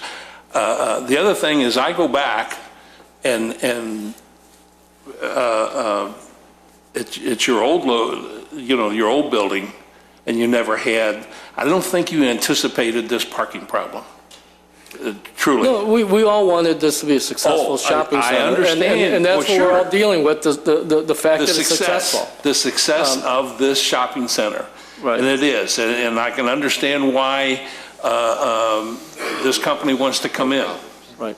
I should say one thing. There are plans for another grocery store very similar that will probably, unfortunately, alleviate some of these issues that's being planned 2.5 miles away from this center. Yeah, but not on our plans and their plans. It's not in Wheeling.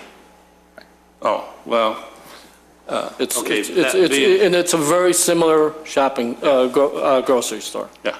So, it'll probably, unfortunately for this store, alleviate some of these parking conditions, and that will happen within the next 8 to 9 months. Be that as it may. Okay. Right. So that should help, is what I'm saying. That should help with the parking. But right now, that is not a reality. And we're dealing with, as you can see in the back, there is a reality. It is a reality. Yes. Okay. The new store is a reality. All right. Now, my other comment, other than the business model, is I submit 2 conditions for this. One being, no one under 21 is allowed in this establishment. I know that he said that, but I keep going back to a restaurant that serves liquor is still allowed to have kids come in 18 or whatever. Is that is that part of the gaming, or is that your rule? Well, you have to be 21 to game, and if we were, we would have to build the gaming as a completely separate area. It would have to be completely segregated if we were going to allow people in under 21. We've made the decision that we only want people 21 and over in there, so that is something we will enforce, and that is something we are willing to abide by. And just to, everyone may know this, but we're beer and wine only, and we're not going to be serving any hard liquor. I understand. Okay, but as a condition, so no one under 21 is allowed in this establishment. That is a condition we're definitely willing to live that's with. a condition that I would like to see put on this project to go before the village trustees. The other condition is that no other cafe/bar dash gaming company, including yourselves, can be in this shopping center. You've got a building on the other side. I believe the gaming rules allow no more than 5 establishments in a shopping center. No, five machines per establishment? Oh, you mean in your gaming rules, yes. No, I'm not really sure. I heard somewhere along the line, I have heard that no more than 5 establishments within a shopping center. In addition, and they can only have 5 gaming tables. Somewhere along the line, I've seen, but that could be. We'll have to investigate that. I'm not certain that is true. I think there could be a number of feet between gaming.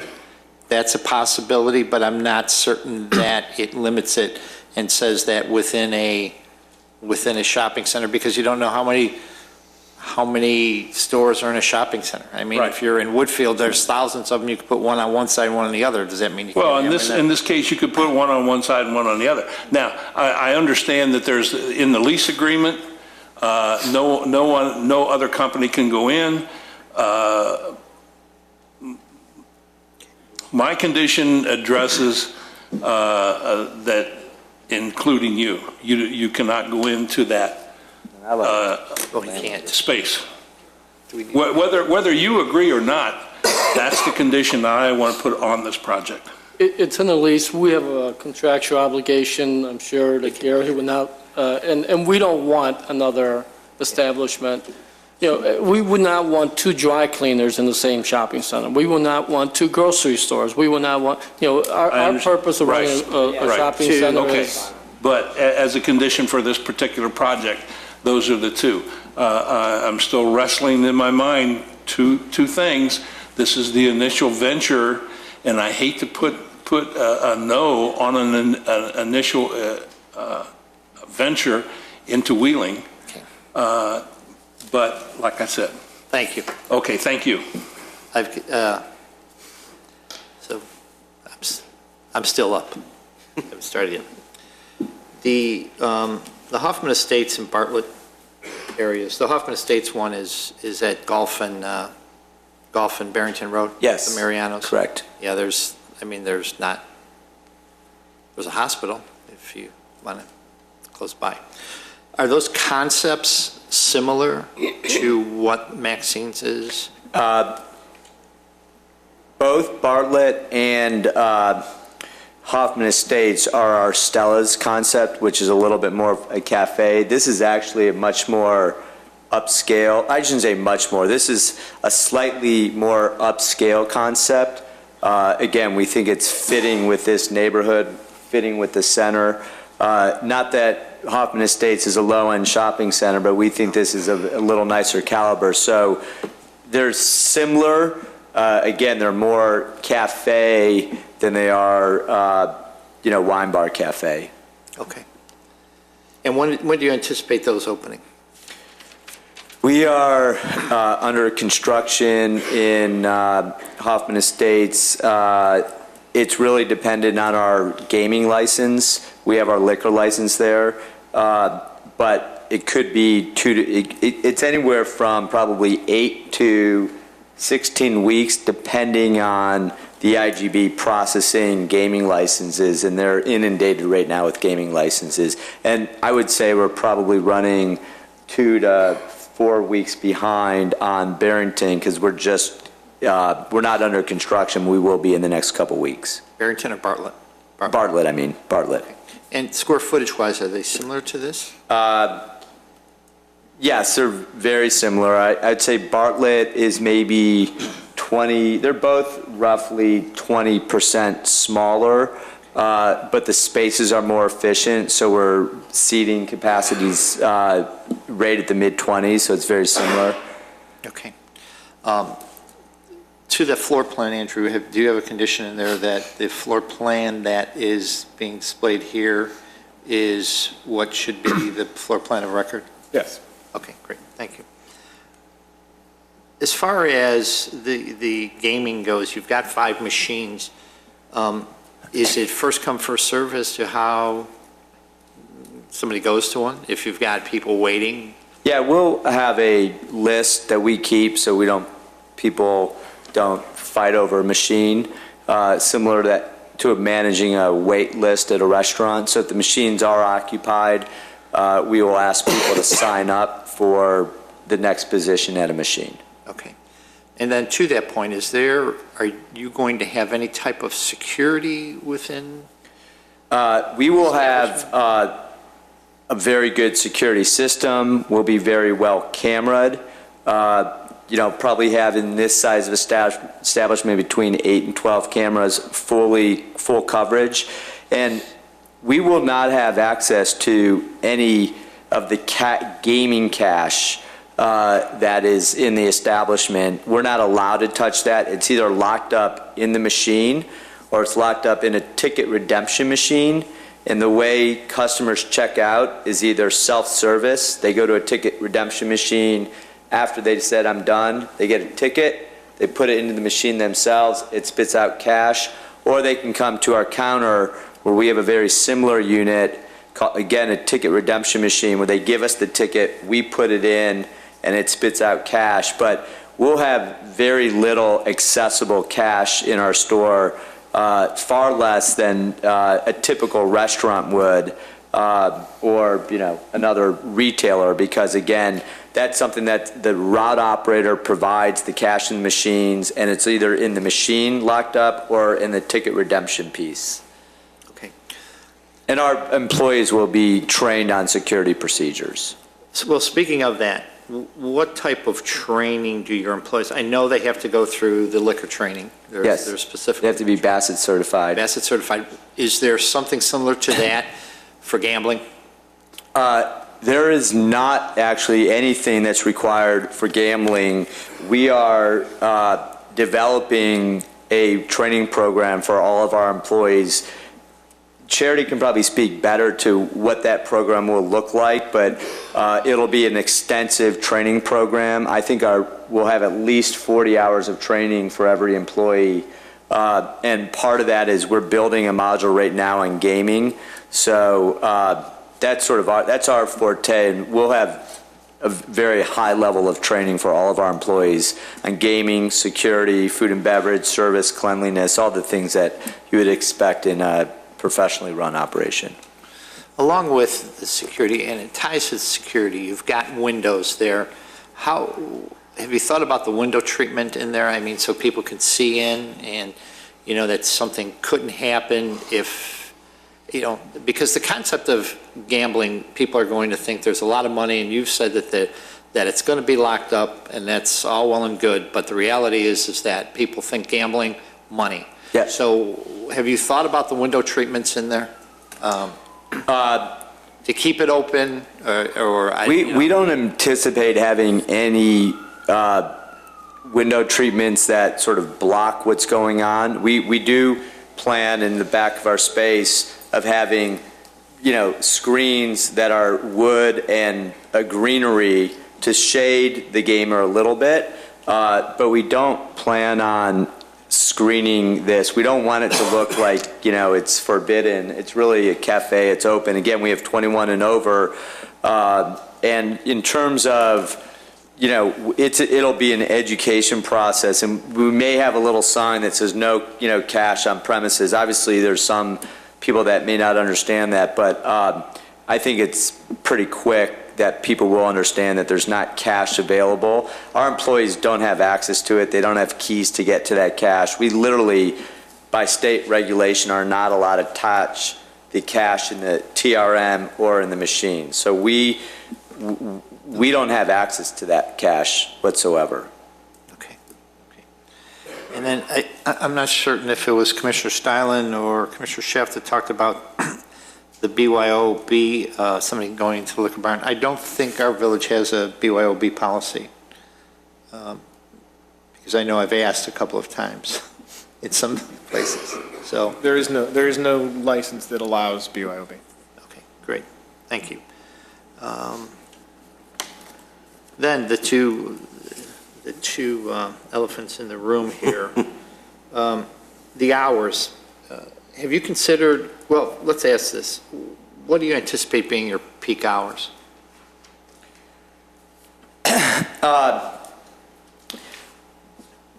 Again, I think that'll vary by day of week. Our peak hours will probably be early evening hours, and on the weekends, maybe extending a little later. Maybe more like, from 7 to 11 on the weekends. So, early evening will be our peak hours. Then we think we'll have a moderate business in the morning for people that want to come, grab a cup of coffee. We're going to do fresh-made breakfast sandwiches, cheese and egg, bacon, muffins. We'll have a program, but we don't anticipate heavy usage at those times. Okay. Have you considered adjusting your hours? We haven't prior to this discussion or this meeting. I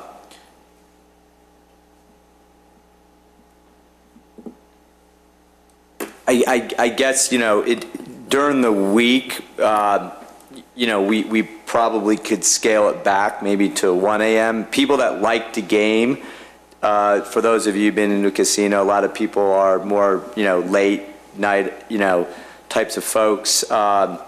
And again, we think it's not a scary crowd. It's really, people that live around us that's instead of bowling or going to a movie, they like, hanging out and relaxing and playing slots or video poker or what it may be. So we do think operating, late is important to our economics to make the economics work. Again, maybe during the week there's a possibility to skin it back just a little bit, but it would, at some point, our economics they start just falling apart because that's it's on the edges where that works. What about in the morning? I guess I would just have to think about that and do a little bit more analysis to see, could it be, I don't think we could open up at 10 o'clock and feel good about it. Could we open up at 8 o'clock? That probably isn't a big deal for us. That's something we could probably shift to, but it's at some point it's, even though it's gaming and everyone says, well, you're gonna, you're gonna have a lot of revenue. We have a lot of expenses, and our economics aren't all that different than a cafe or restaurant. It's just balanced differently. So we could skinny up again, during the week, maybe in the morning, or maybe all mornings and during the week at night, or the night hours during the week. But on the weekend, I think we need to stay open for the hours, at least on the evening end. I definitely want to see that morning and night, and however you do that, and that's something that I would like to see decided either tonight or very shortly, because that to me is very important. And then as far as the parking goes, because the reality is that this shopping center is in a unique area. You've got residential right across the street, right behind you. And I don't think that's the way, I know that that's not the way it is in Hoffman Estates. That's not the way it probably is in Bartlett. The other establishment that I think we have a public hearing is nowhere near close to that. Something has to be done that has to be taken into consideration when this establishment is being considered. That's just part of the issue. We talk about the parking, and Andrew, how many spots were allocated for this when we did the original plan? What was allocated for this? The original PUD used a spec requirement for all of the unknown spaces. The spec requirement in the code is 5.5 stalls per 1,000. If you take that and then reduce it using the large shopping center reduction, that ends up at 7.6. Okay, 7.6. And we're not asking for a special use here for this, for additional variations for parking or? There is no additional variation. Now, when you take, is there any consideration for it being a restaurant, a sit-down restaurant? Yes, it does have a different parking requirement than the spec requirement that was originally allocated. And that's what's reflected here, is that the original allocation for this unit as a vacant speculative space was 7.6.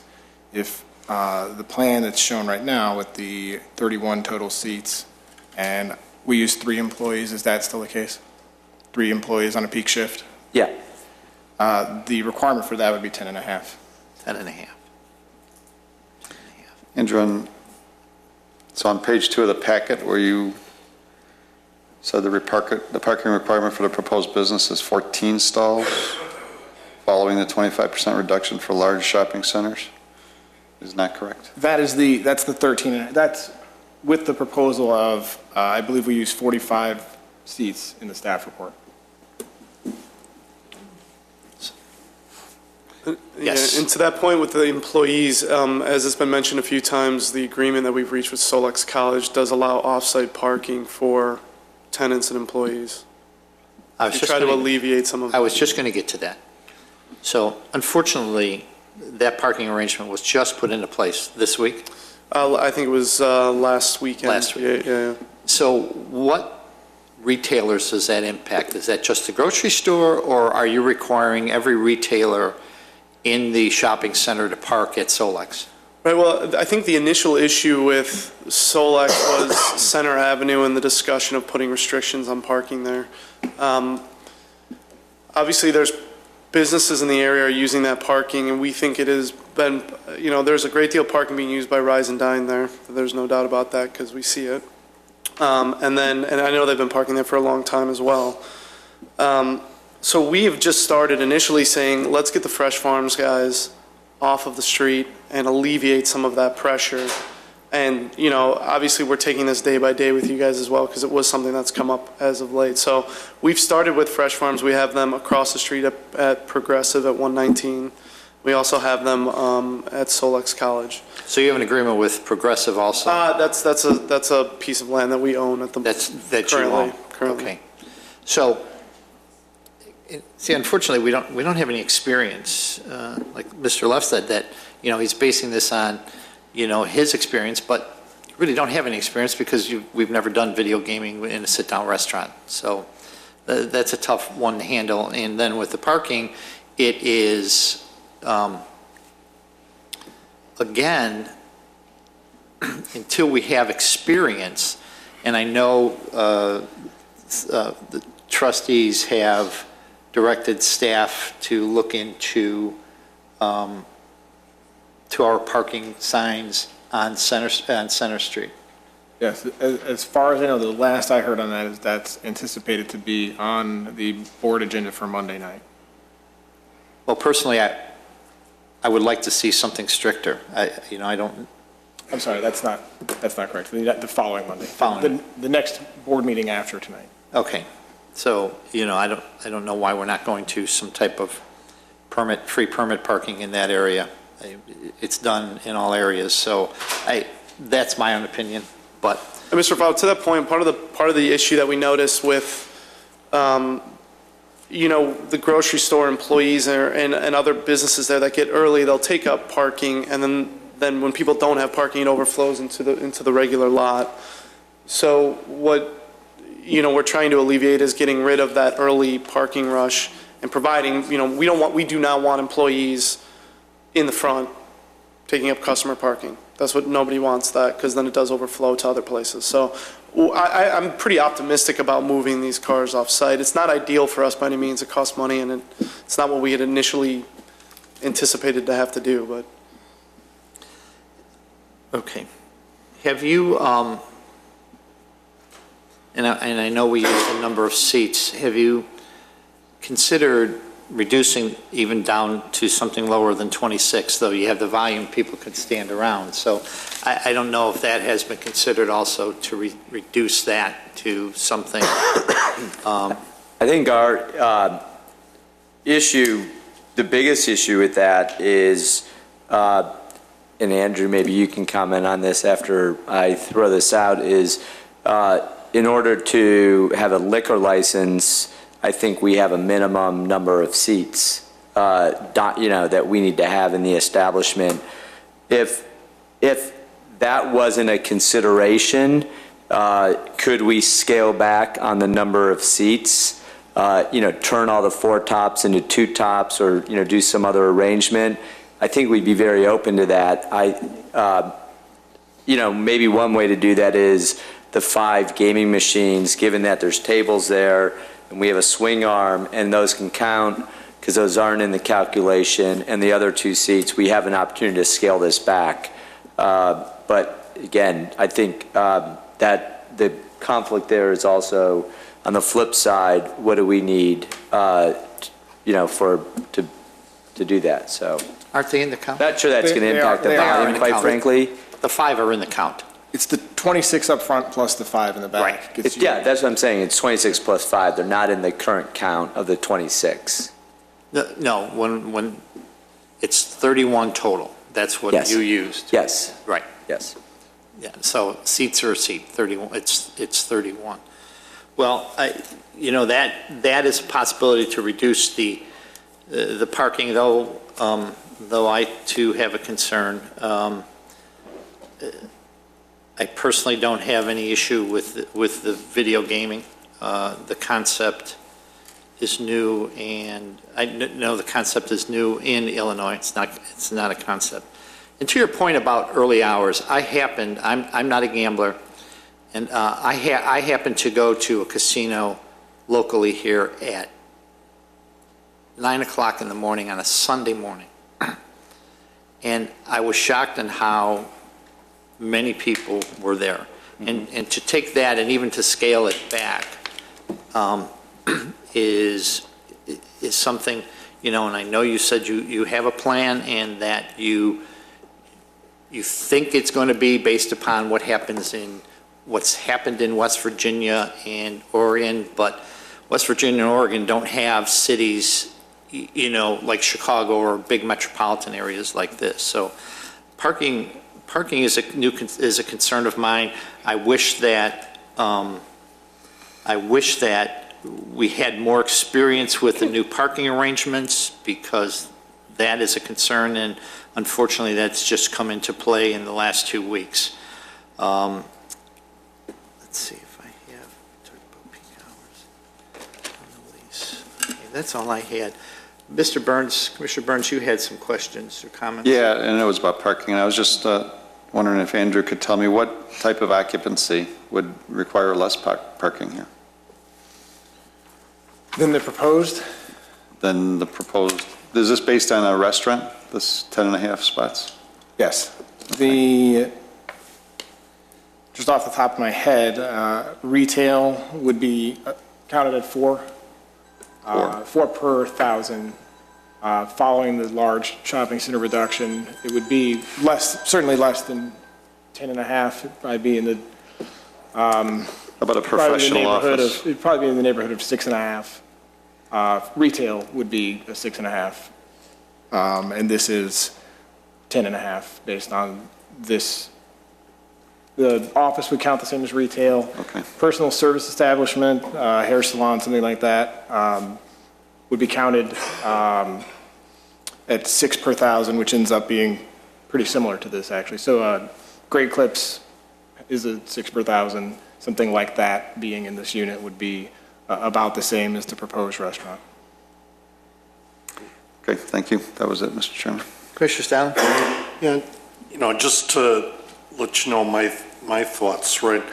I think it really unfair that we try to take this establishment and try to shrink it down to the point where it may be potentially unprofitable and now a much more risky business. So I think that's a little bit unfair to ask him to do that. On the other hand, I think it's very unfair to put this kind of establishment into the heart of a very residential area with a school that's 1 block away, that has very broad hours of operation, and a parking issue that we're all unsure of, especially the residents are, because they've had to live with a lot of stress. And, I really think move 2 blocks to the north, move a couple blocks further west, maybe even the shopping center on the other side of the street seems to have an overabundance of unused parking and isn't quite, it's more outside of the residential area. I just don't think that this particular spot is a good spot for you, because we're talking about shrinking you, and I think you ought to expand as much as you can and make as much money for the village as you can. So I think we're not doing you justice in either direction. In limiting the hours, you mean? The only reason why I suggested that is because if it starts later during the week, school is normally in session. And late nights during the weekend, during the week, people still work. So if it was cut down earlier there, that's my thought process, because it is a residential area. I hear you, but, if he's going to be making money from 11 o'clock to 2 a.m., if he's going to be selling liquor, selling service on his gaming machines, he's making money for himself and he's making money for the village, right? Why should we restrict his ability to be very successful? And I just think he'd be better off a block away in a different direction, a little bit away from the neighborhood area, and then go for it, I will say one thing to respond to that. I think that Gary's use in this center, I think it fits very well. It's a high-end center. I think especially compared to the building and structure that was there before, which was very drab and probably not a huge addition to the community. What we have there now is kind of become, the finish off of the Four Corners. It's a trophy of the community. It looks great.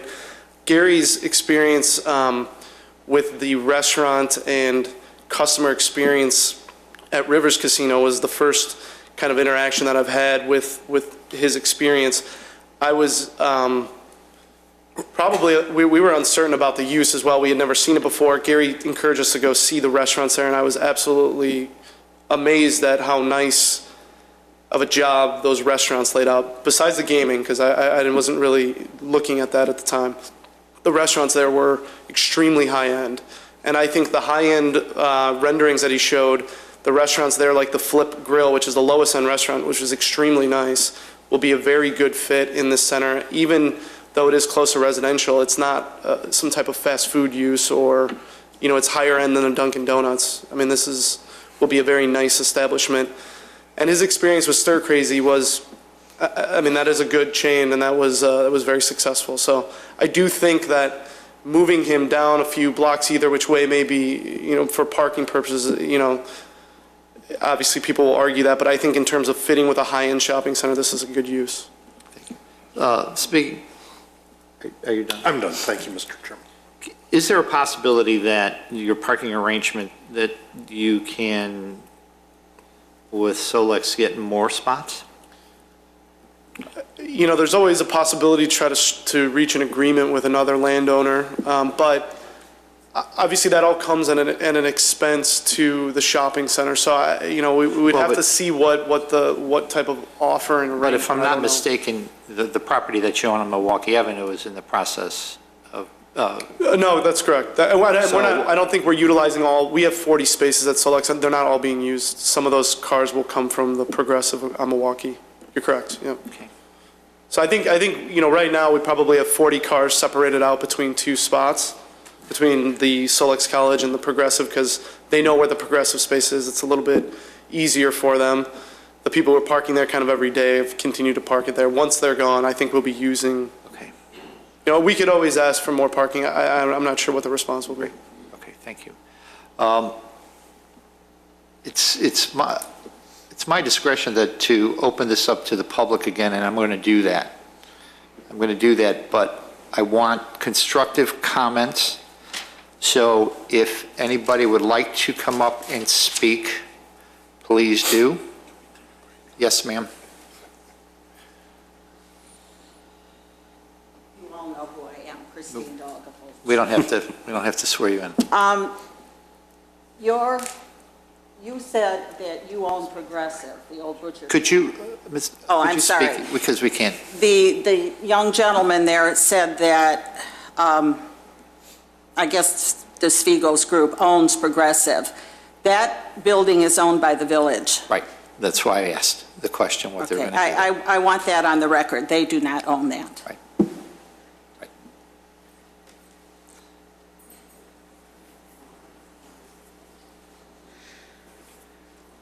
Is Sorry, a couple quick questions. I think we can talk about parking. It's a dead horse. We've talked about it. Just for the record, the 40 cars or the 40 spots at Solex really didn't come from the Fresh Farms lot. They came off of Center to relieve that. So they didn't gain 40 spots in the lot. They just relieved some of the parking congestion that had happened on Center Avenue. The hours, 7 a.m. to 2 a.m., would any of you want that outside your door? I mean, seriously, when you're voting on this, would you want it in your neighborhood? Somebody at 2 in the morning leaving, cars closing. If it closes at 2, I'm assuming employees are going to finish up at a little bit later, and I don't think they're going to be parking that far away. The employees are at 2 a.m. I wouldn't want to walk across the street to the Solex parking lot. It's pretty dark over there. One other thing that was not discussed is where are your patrons going to be smoking? Are they going to go outside to the residential area and, outside somebody's home, because it is all residential area? And if I'm correct on state law, it has to be a certain number of feet away from any entrance. So it's not going to be that easy for somebody to decide to go out and have a cigarette. Thank you. Thank you. Mr. Sfigos? I spoke earlier about how we built the shopping center with a certain understanding of street parking, and that's changed. One of the other understandings that we had discussed was the progressive building, which is owned, I guess the village owns one parcel, we own the other parcel. And that was always intended to, we bought this parcel in order to move the carpet store over there. That deal didn't work out. And when we were negotiating the redevelopment agreement, those two parcels were always discussed as a future development for us. The village has kind of changed their mind on that as well. We have spoken, at one point we had discussed the possibility of taking both those buildings down and putting parking on that site. And we are still willing to proceed with that plan. The village has had some second thoughts about that, and some issues have come up, and they've reconsidered that, and I don't know if that's going to go forward. Again, I want to stress, we invested in excess of $15 million in this shopping center with certain understandings, and the village is changing those rules on us, and it is causing us to pay a lot more money for off-site parking, and we're willing to do that, but and we're willing to work with the village. This has always been a partnership, and we want to continue with that, and we're willing to do whatever we need to do to continue with that partnership. Thank you. I'm going to allow 2 more, and that's it. Yes, sir. And then after you. Jerry Lippman, 100 North Milwaukee Avenue. We heard a lot of, I think, we anticipate, it's my feeling, and it's all interesting, but does the village of Wheeling want to be the guinea pig on a project that we don't know, we don't have anything to compare it to? They've got a couple of units that are in progress of being built, but with the parking problem that we've all addressed already and the other questions that have come up, is this really what we want to do, to take a chance on something that we know nothing about and have no concept of what may happen? Thank you. Thank you. Yes, ma'am.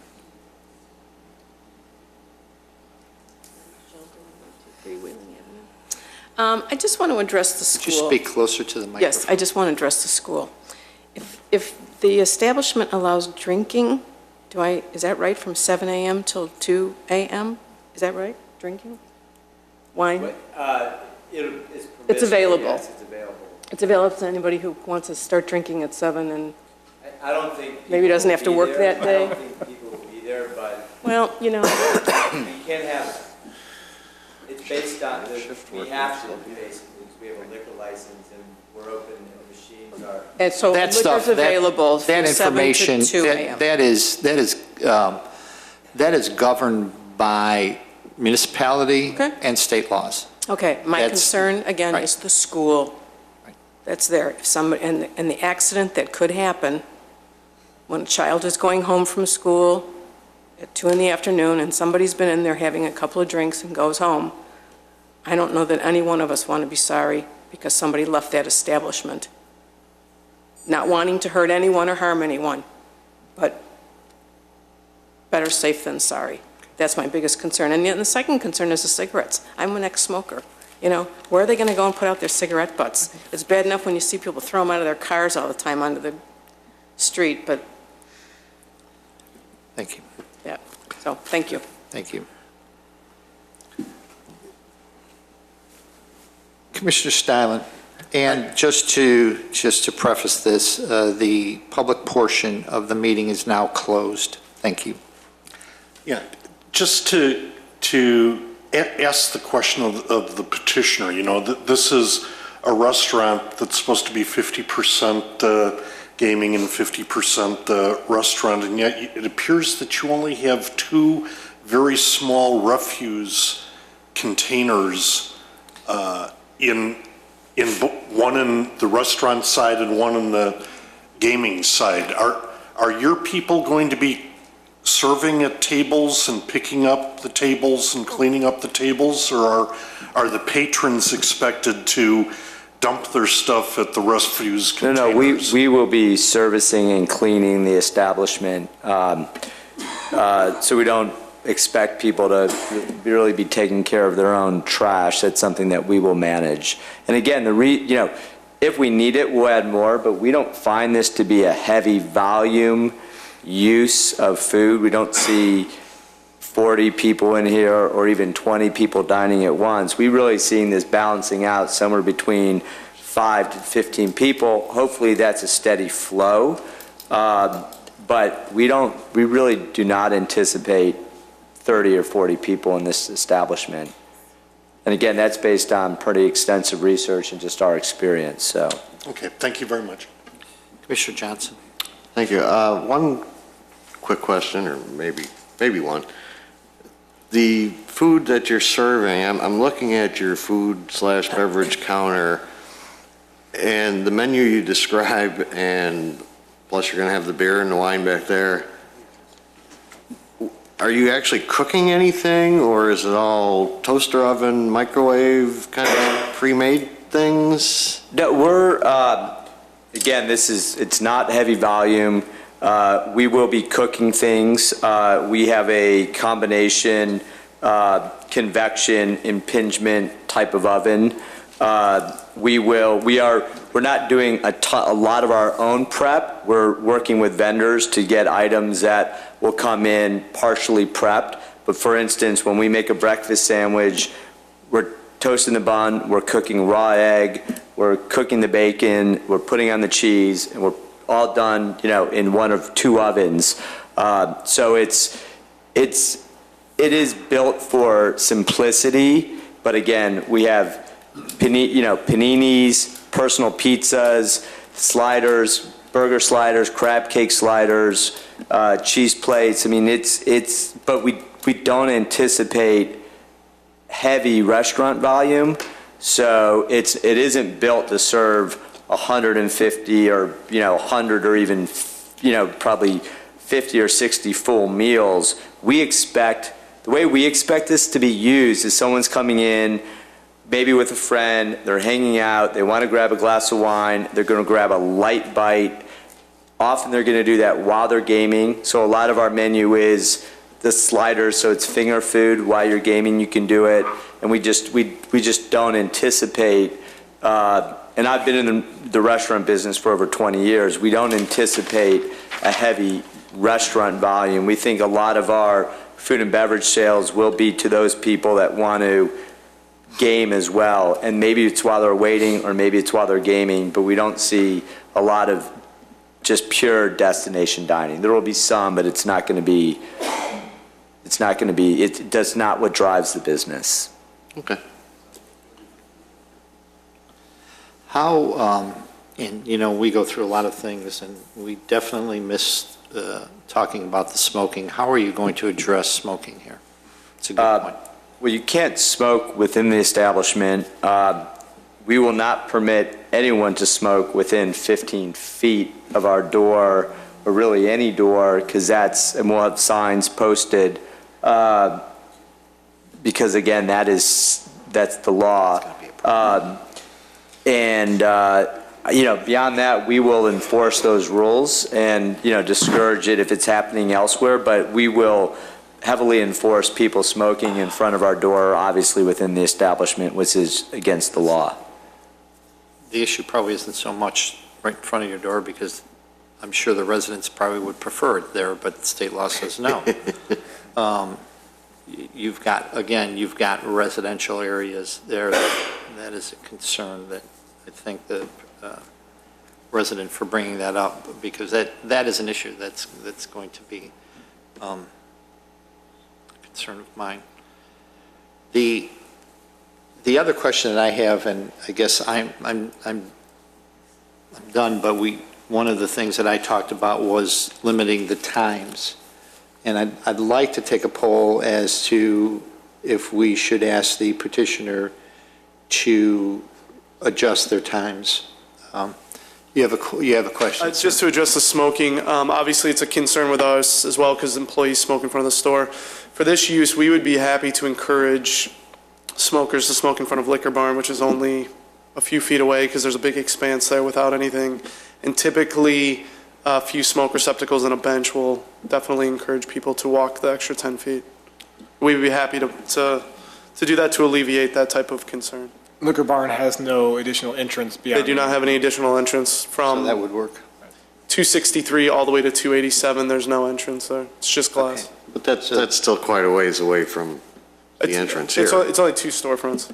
It's two storefronts. It's 15 feet. They're more likely to head over to Well, at least side street. Yeah, I know. Where they're going to do it. But we're making an effort there to see that and point them to a smoking area, which I would like to see. Yeah, usually a bench or something comfort will hopefully dictate a little bit. Thank you. Back to the hours discussion. I'd like to take a poll. I mean, that's only my opinion, and we've got a plan commission. So I will start with, now, just a yes or no here, because sometimes you get bogged down on our polls. Yeah. Should we ask the petitioner to adjust their hours of operation? Commissioner Schaaf? Yes. Mr. Steilen? Sure. Commissioner Dorbin? Yes. Yes. Yes. So, with that said, different hours of operation for this establishment. I'll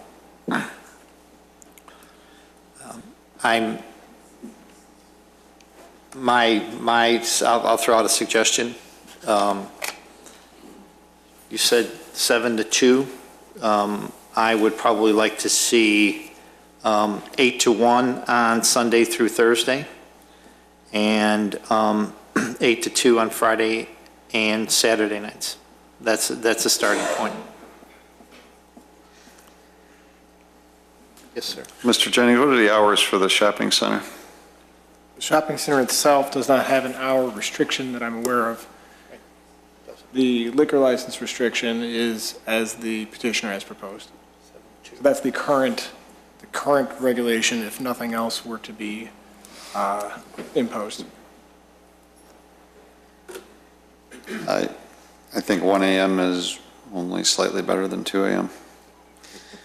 I think 11 PM, which, might be like, a deal breaker for the business, but I mean, if that's the issue before us, if we're going to be considerate of the residential area, which is what we're talking about here, 11 PM would be what I would be leaning towards. Comments? The 2 a.m. doesn't bother me as much as the 7 a.m. I would like to see, especially on school days, 9 a.m. I can see it going to 2. I don't think there's going to be that much between 11 and 2, but there could be. But on school days, at least during the week, starting at 9 a.m. would be my thought. We don't have much consensus here. I'd go 9 to 11. I would too. During the week? That's Monday through Sunday through Thursday. Sunday through Thursday. And then 7 to 2 on the weekends, Friday, Saturday, and Sunday, no? Maybe midnight, maybe. I just think that's the wrong spot for that type of hours of operation. Across the street, let it go 24 hours a day. So I heard 9 to 11? Is that what I heard? Mm-hmm. And then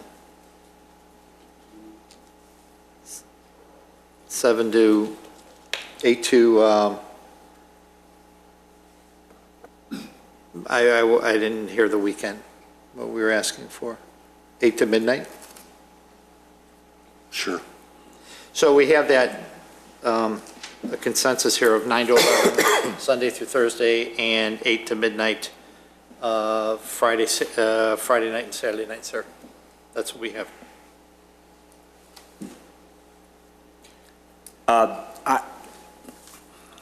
I'm not prepared to comment on that. I guess I would. Well, then. It's your proposal, and I need to think about it to see whether or not the economics really work. So it's hard for me to comment on the spot. Okay, so we have an option here to table this or take a vote right now with the existing hours of 7 a.m. to 2 a.m. If we put in a condition with those hours, can the board supersede that? Board can supersede anything. Do anything they want. Yeah, they can do anything, they can do anything they want. If we put it in that way now,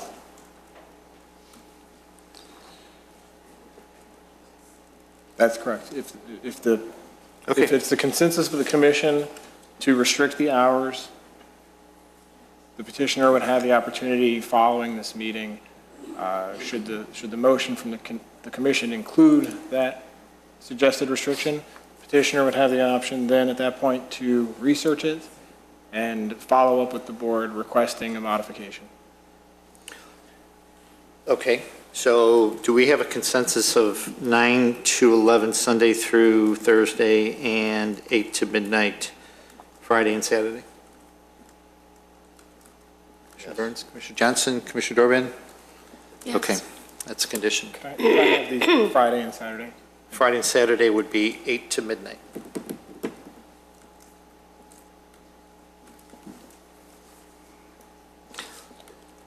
I'm sure you have a number of conditions. I do.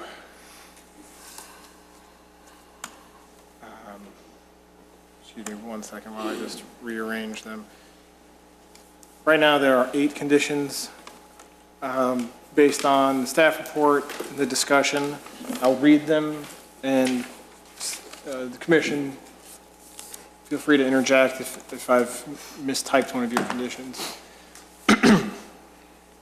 The first condition from the staff report, that the gaming entertainment aspect of the special use shall expire should the license be voided by the state of Illinois. Second condition, the floor plan in the motion shall be the plan received January 10th, 2013, with 26 seats in the dining area with 5 in the gaming area. That's the plan on the screen right now. Number 3, the fire lane along the south side of the west building should be restriped to reflect the shift in its location. Number 4, parking stalls along the south building drive-through area be removed if in conflict with emergency access. That would be up to 6 stalls. Number 5, the shopping center overall should be limited to the gaming terminals in the subject unit. Number 6, that no one under 21 years of age shall be allowed in the establishment. Number 7, petitioner work with the shopping center to designate a smoking area to the east of the unit. Number 8, the hours of operation shall be limited to 9 a.m. to 11 p.m. Back up to that last one, Andrew. Petitioner shall work with the shopping center to designate a smoking area to the east of the unit. I misheard. And number 8, the hours of operation shall be limited to 9 a.m. to 11 p.m. Sunday to Thursday, and Friday to Saturday, 8 a.m. to 12 a.m. Any other comments? No. So, do we have a motion? So moved. Second. A motion and a second. Mr. Secretary. I will call the roll. Yes, please call the roll. Commissioner Schaaf? Yes. I'm Commissioner Stylen, I vote no. Commissioner Burns? No. Commissioner Dorband? No. Commissioner Johnson? No. Chairman Rafato? No. Man, Before we adjourn this, before we close this, I would like to establish, so the petitioner knows the reasons why we voted no. So just so he can establish as he goes through the next steps here. So Commissioner Schaaf. Okay, I voted yes because it's an initial venture into the village, and I would hate to see that turned down. Thank you. Commissioner Stylen. And I voted no because I just don't think that particular residential area is conducive. And I think you'd be much better a couple 100 feet to the east, to the north, to the west. Okay, thank you. Commissioner Dorband? I ditto Commissioner Stylen. Thank you. Commissioner Johnson? I voted no because of the proximity of the residential area, the inexperience that we have with the new parking arrangements. We just don't know enough yet. And if this petitioner is coming to us for another location down the road, more than willing to listen. Commissioner Burns? I'd like to see this proposal in an area more conducive in the village of Wheeling, but someplace more appropriate. Yes, and I feel the same way, and I think to a board, the concept of gaming is not an issue for us. It's the location and the lack of experience, just the location. That's it. Thank you. Yes, sir. Would One the more. board have a more accepting position if this was the opposing space on Milwaukee Avenue, which we have not considered? I personally don't have any comment on that. I couldn't tell you because it's not something that I think we would make that type of decision here, and I'm speaking for the board, that we could make that type of decision here at this point in time. Okay, thank you. Thank you. I need a motion to close. So moved. Voice vote. Second. Andrew hit it. We got a lot of, I'm sorry. Just procedurally speaking, for anyone in the audience, for the petitioner, for anyone following at home, the Plan Commission is a recommending body in a public hearing such as this. This recommendation is forwarded to the board for their consideration. That's typically done at the next available voting meeting of the board. I believe there will be an opportunity in January. I believe the 21st is our next voting meeting.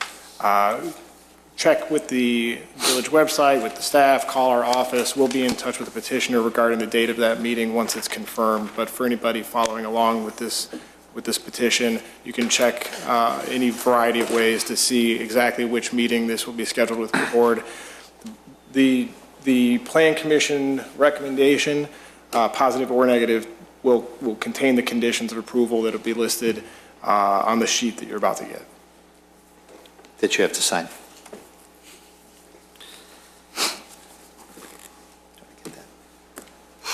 You gonna print it out?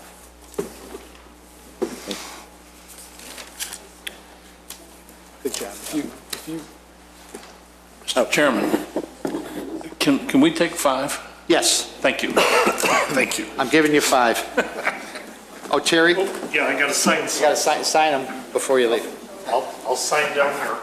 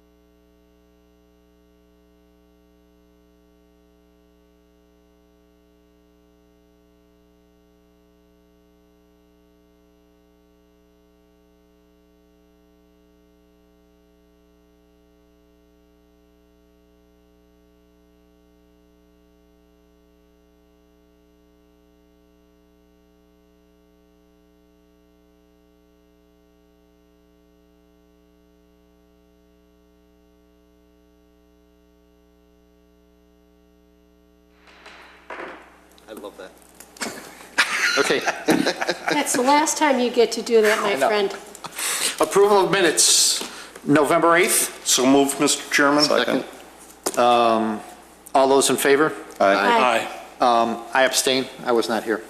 If you read them and you approved You know, them, actually, there was a yeah.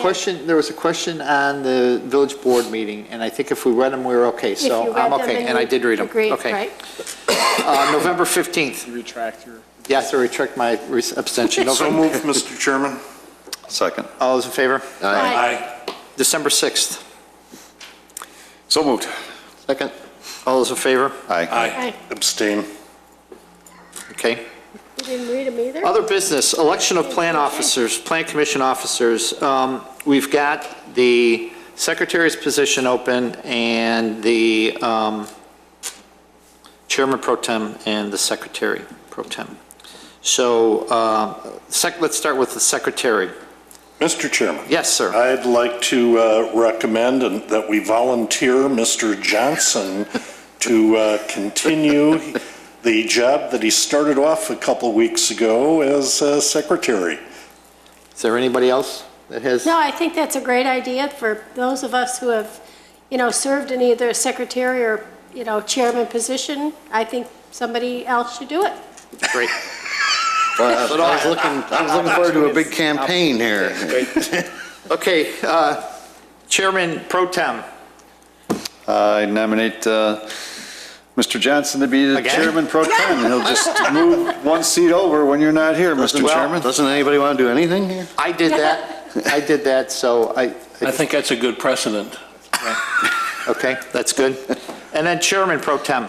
No. I mean, secretary pro tem. I can't do that too. Let him do that too. Mike, raise your hand. I Yeah, think it's raise your time hand. for you to volunteer for something. Come on, Mike. Terry All right, and I will have all- nominate Terry No, Steichen we've already done to it. continue his Mr. Burns. outstanding job as secretary pro tem. Mr. Burns, Mr. Burns. Mr. Burns. Oh, take it, Mr. Burns. Okay. Great. Okay, so we've got it. Got all those established? Okay. Established. We're happy? Other business, besides that, I know normally I do not start as the chairman, but I would like to start.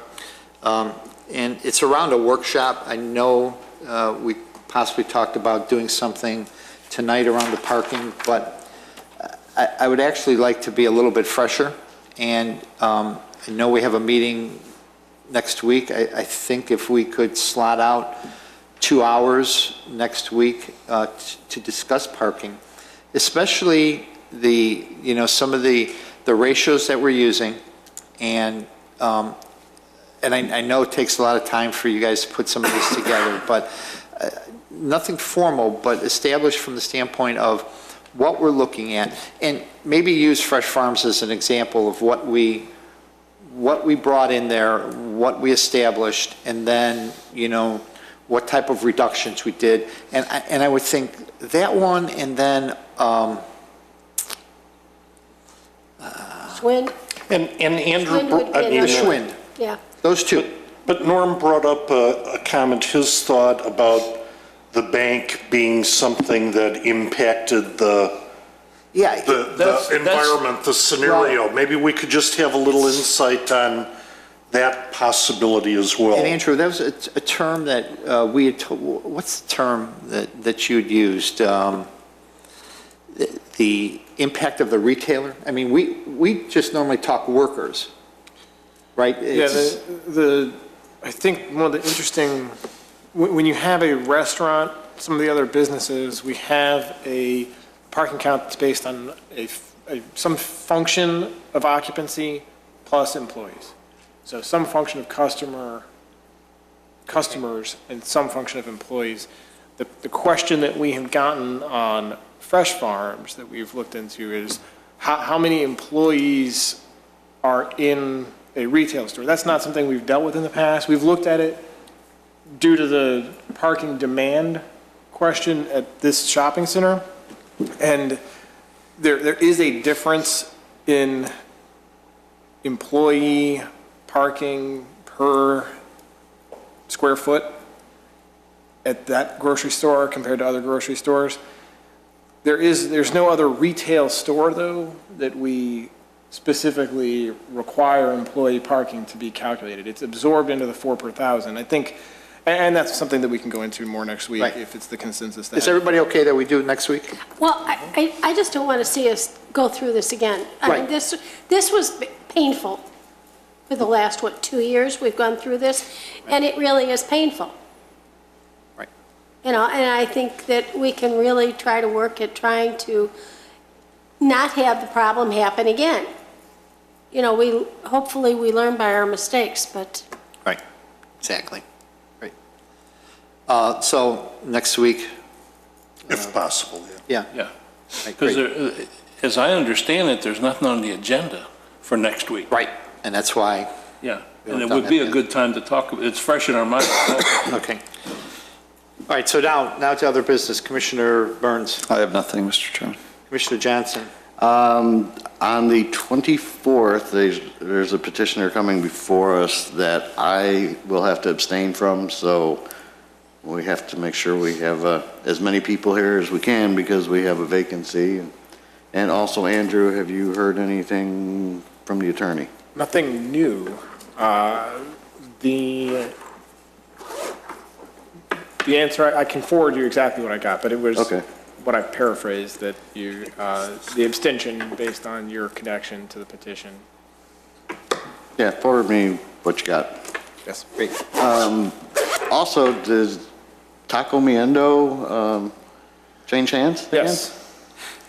I happened to go in there just before Christmas, and the guy handed me a menu with a new name on it. He said, yeah, we're going to open under this name on Monday. As far as I know, it has changed hands. Arturo's? Yes, we've been working with them on their business licensing and confirming that they're going to operate in the same fashion. And I think they're actually trying to figure that out as well. Are they going to operate under the restrictions of the previous special use? And they had a much expanded menu from what's there now. If that's what, I don't know, have they actually gone? The aspects of the special use that we typically would look at are going to be things like presence or lack of a drive-through, hours of operation, total seating capacity, number of employees, any sort of entertainment being in the building. So, Are they operating under the new name now, or? they haven't changed signage, but their business license is in process. Oh, okay. That's it. Commissioner Dorman. Nothing, thank you. Commissioner Stylen. Of course, I've got something. Of course you do.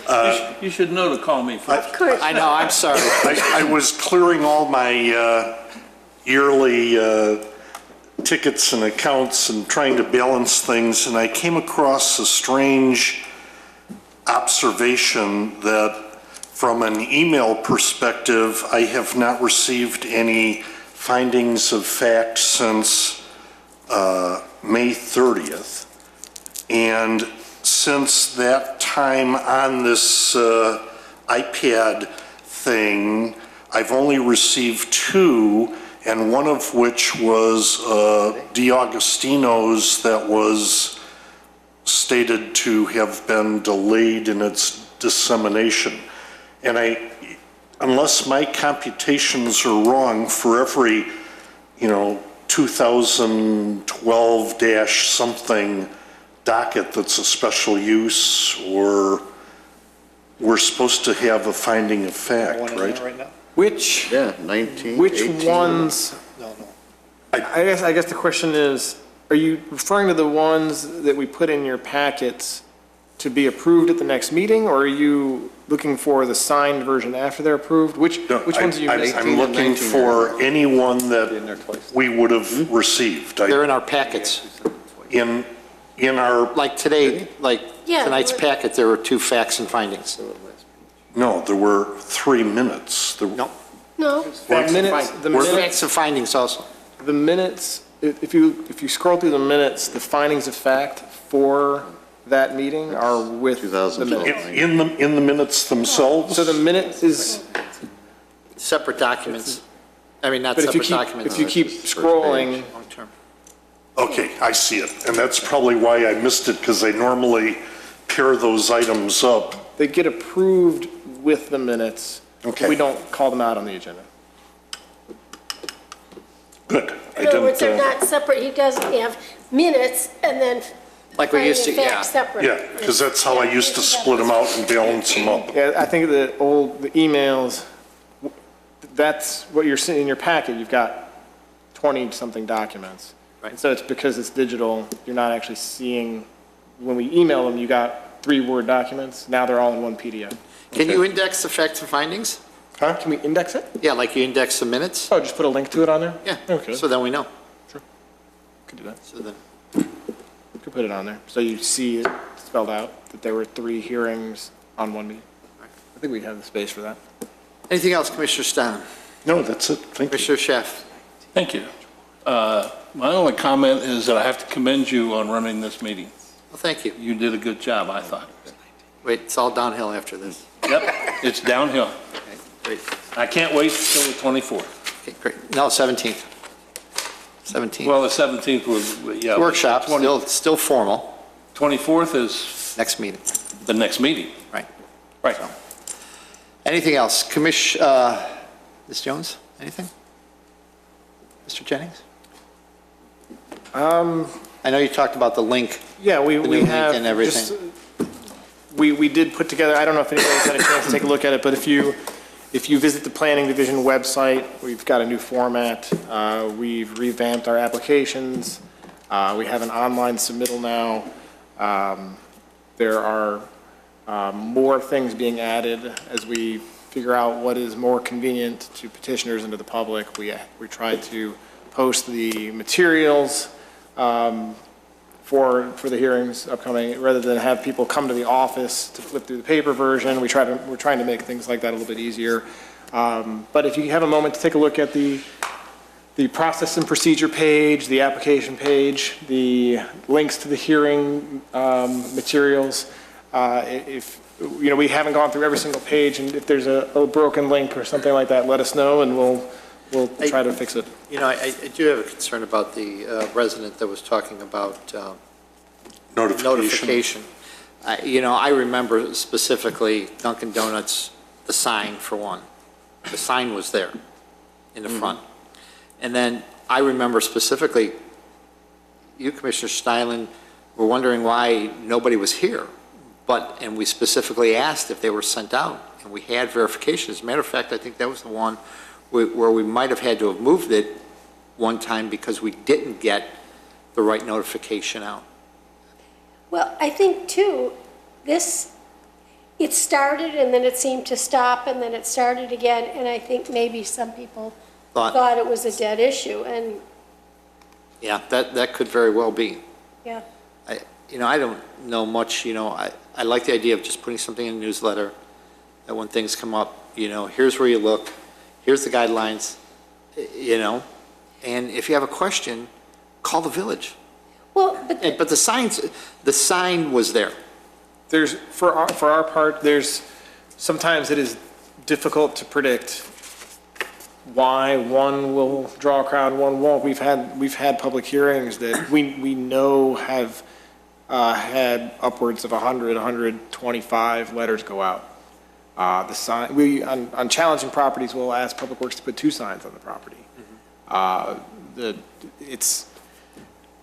There's no rhyme or reason. I think we've learned over the years that the petitioners who identify themselves very clearly in the letters and identify exactly what they're doing answer some of the questions that the public will have. And I think the letters are getting better. I think people are sending more information in their letter that takes away some of the confusion about, well, what does it mean? Because the minimum legal requirement says, pursuant to village code, we're legally required to notify you of an upcoming meeting. But petitioners have started adding more, they'll say, we are Dunkin' Donuts, this is what we're proposing. And I think some of that is just people are getting better information up front. And in the past 10 years, I think we've even, when we did the distance calculation for sending out stuff, we eliminated the width of streets and stuff like that to give a little bit extra distance. I know in my tenure, we've adjusted that. Adjusted that. But not downwards, typically Oh, yeah, upwards. making it, expanding the, You know, Area. I think one of the comments was made that some of the people don't either use the internet or whatever.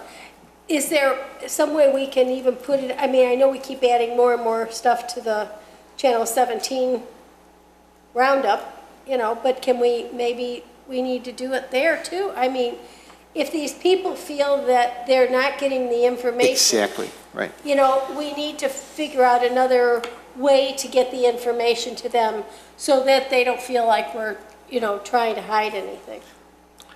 Right. Yeah, I think the staff is open to suggestions on it. I think we'd probably be hesitant to go farther with the written notice. The only thing you could do is put a little bit bigger sign on the property, On the right? property. Well, but I think if you And do- possibly, Andrew, if it's like Dunkin' Donut that's on the corner of two streets, do we put a sign on both or We do. just? So, I mean, there's no way that they could. I think our record is 3. We've done 3 signs on one property. But if we have it on Channel 17 and we have it in the newsletter, I mean, I think that, But the people that are most likely to be impacted are the people that drive by it every day, right? But Terry, I remember on Dunkin' Donuts, you said that you actually went over there and knocked on some of the doors. Yeah, and they didn't, Yeah, so I don't know what else we can do. And in a case like that, you also find that the owner of the building does not live in the building. And That's a letter going to the owner of the building does not cover the tenant of the building. And that's, the tenant of the building is the responsibility of the owner at that point, or they see the sign because they live right next to it. So there's a reason that there are 3 forms of notice required, and we, on top of that, have been. Are they sent out registered or? No. We advise people that it is, it's an option that they may wish to send it out registered, but they sign an affidavit swearing that they completed the mailing. I saw the list for the synagogue the other day. They don't have that many. I'd say about a quarter of the petitioners choose on their own to send it out certified because they want the proof in there that it's been received, not just that it's been sent. Okay. All right. Anything else? Do I hear a motion to adjourn? so moved. Second. All those in favor? Aye. Thank you all. Have a good evening. Happy New Year.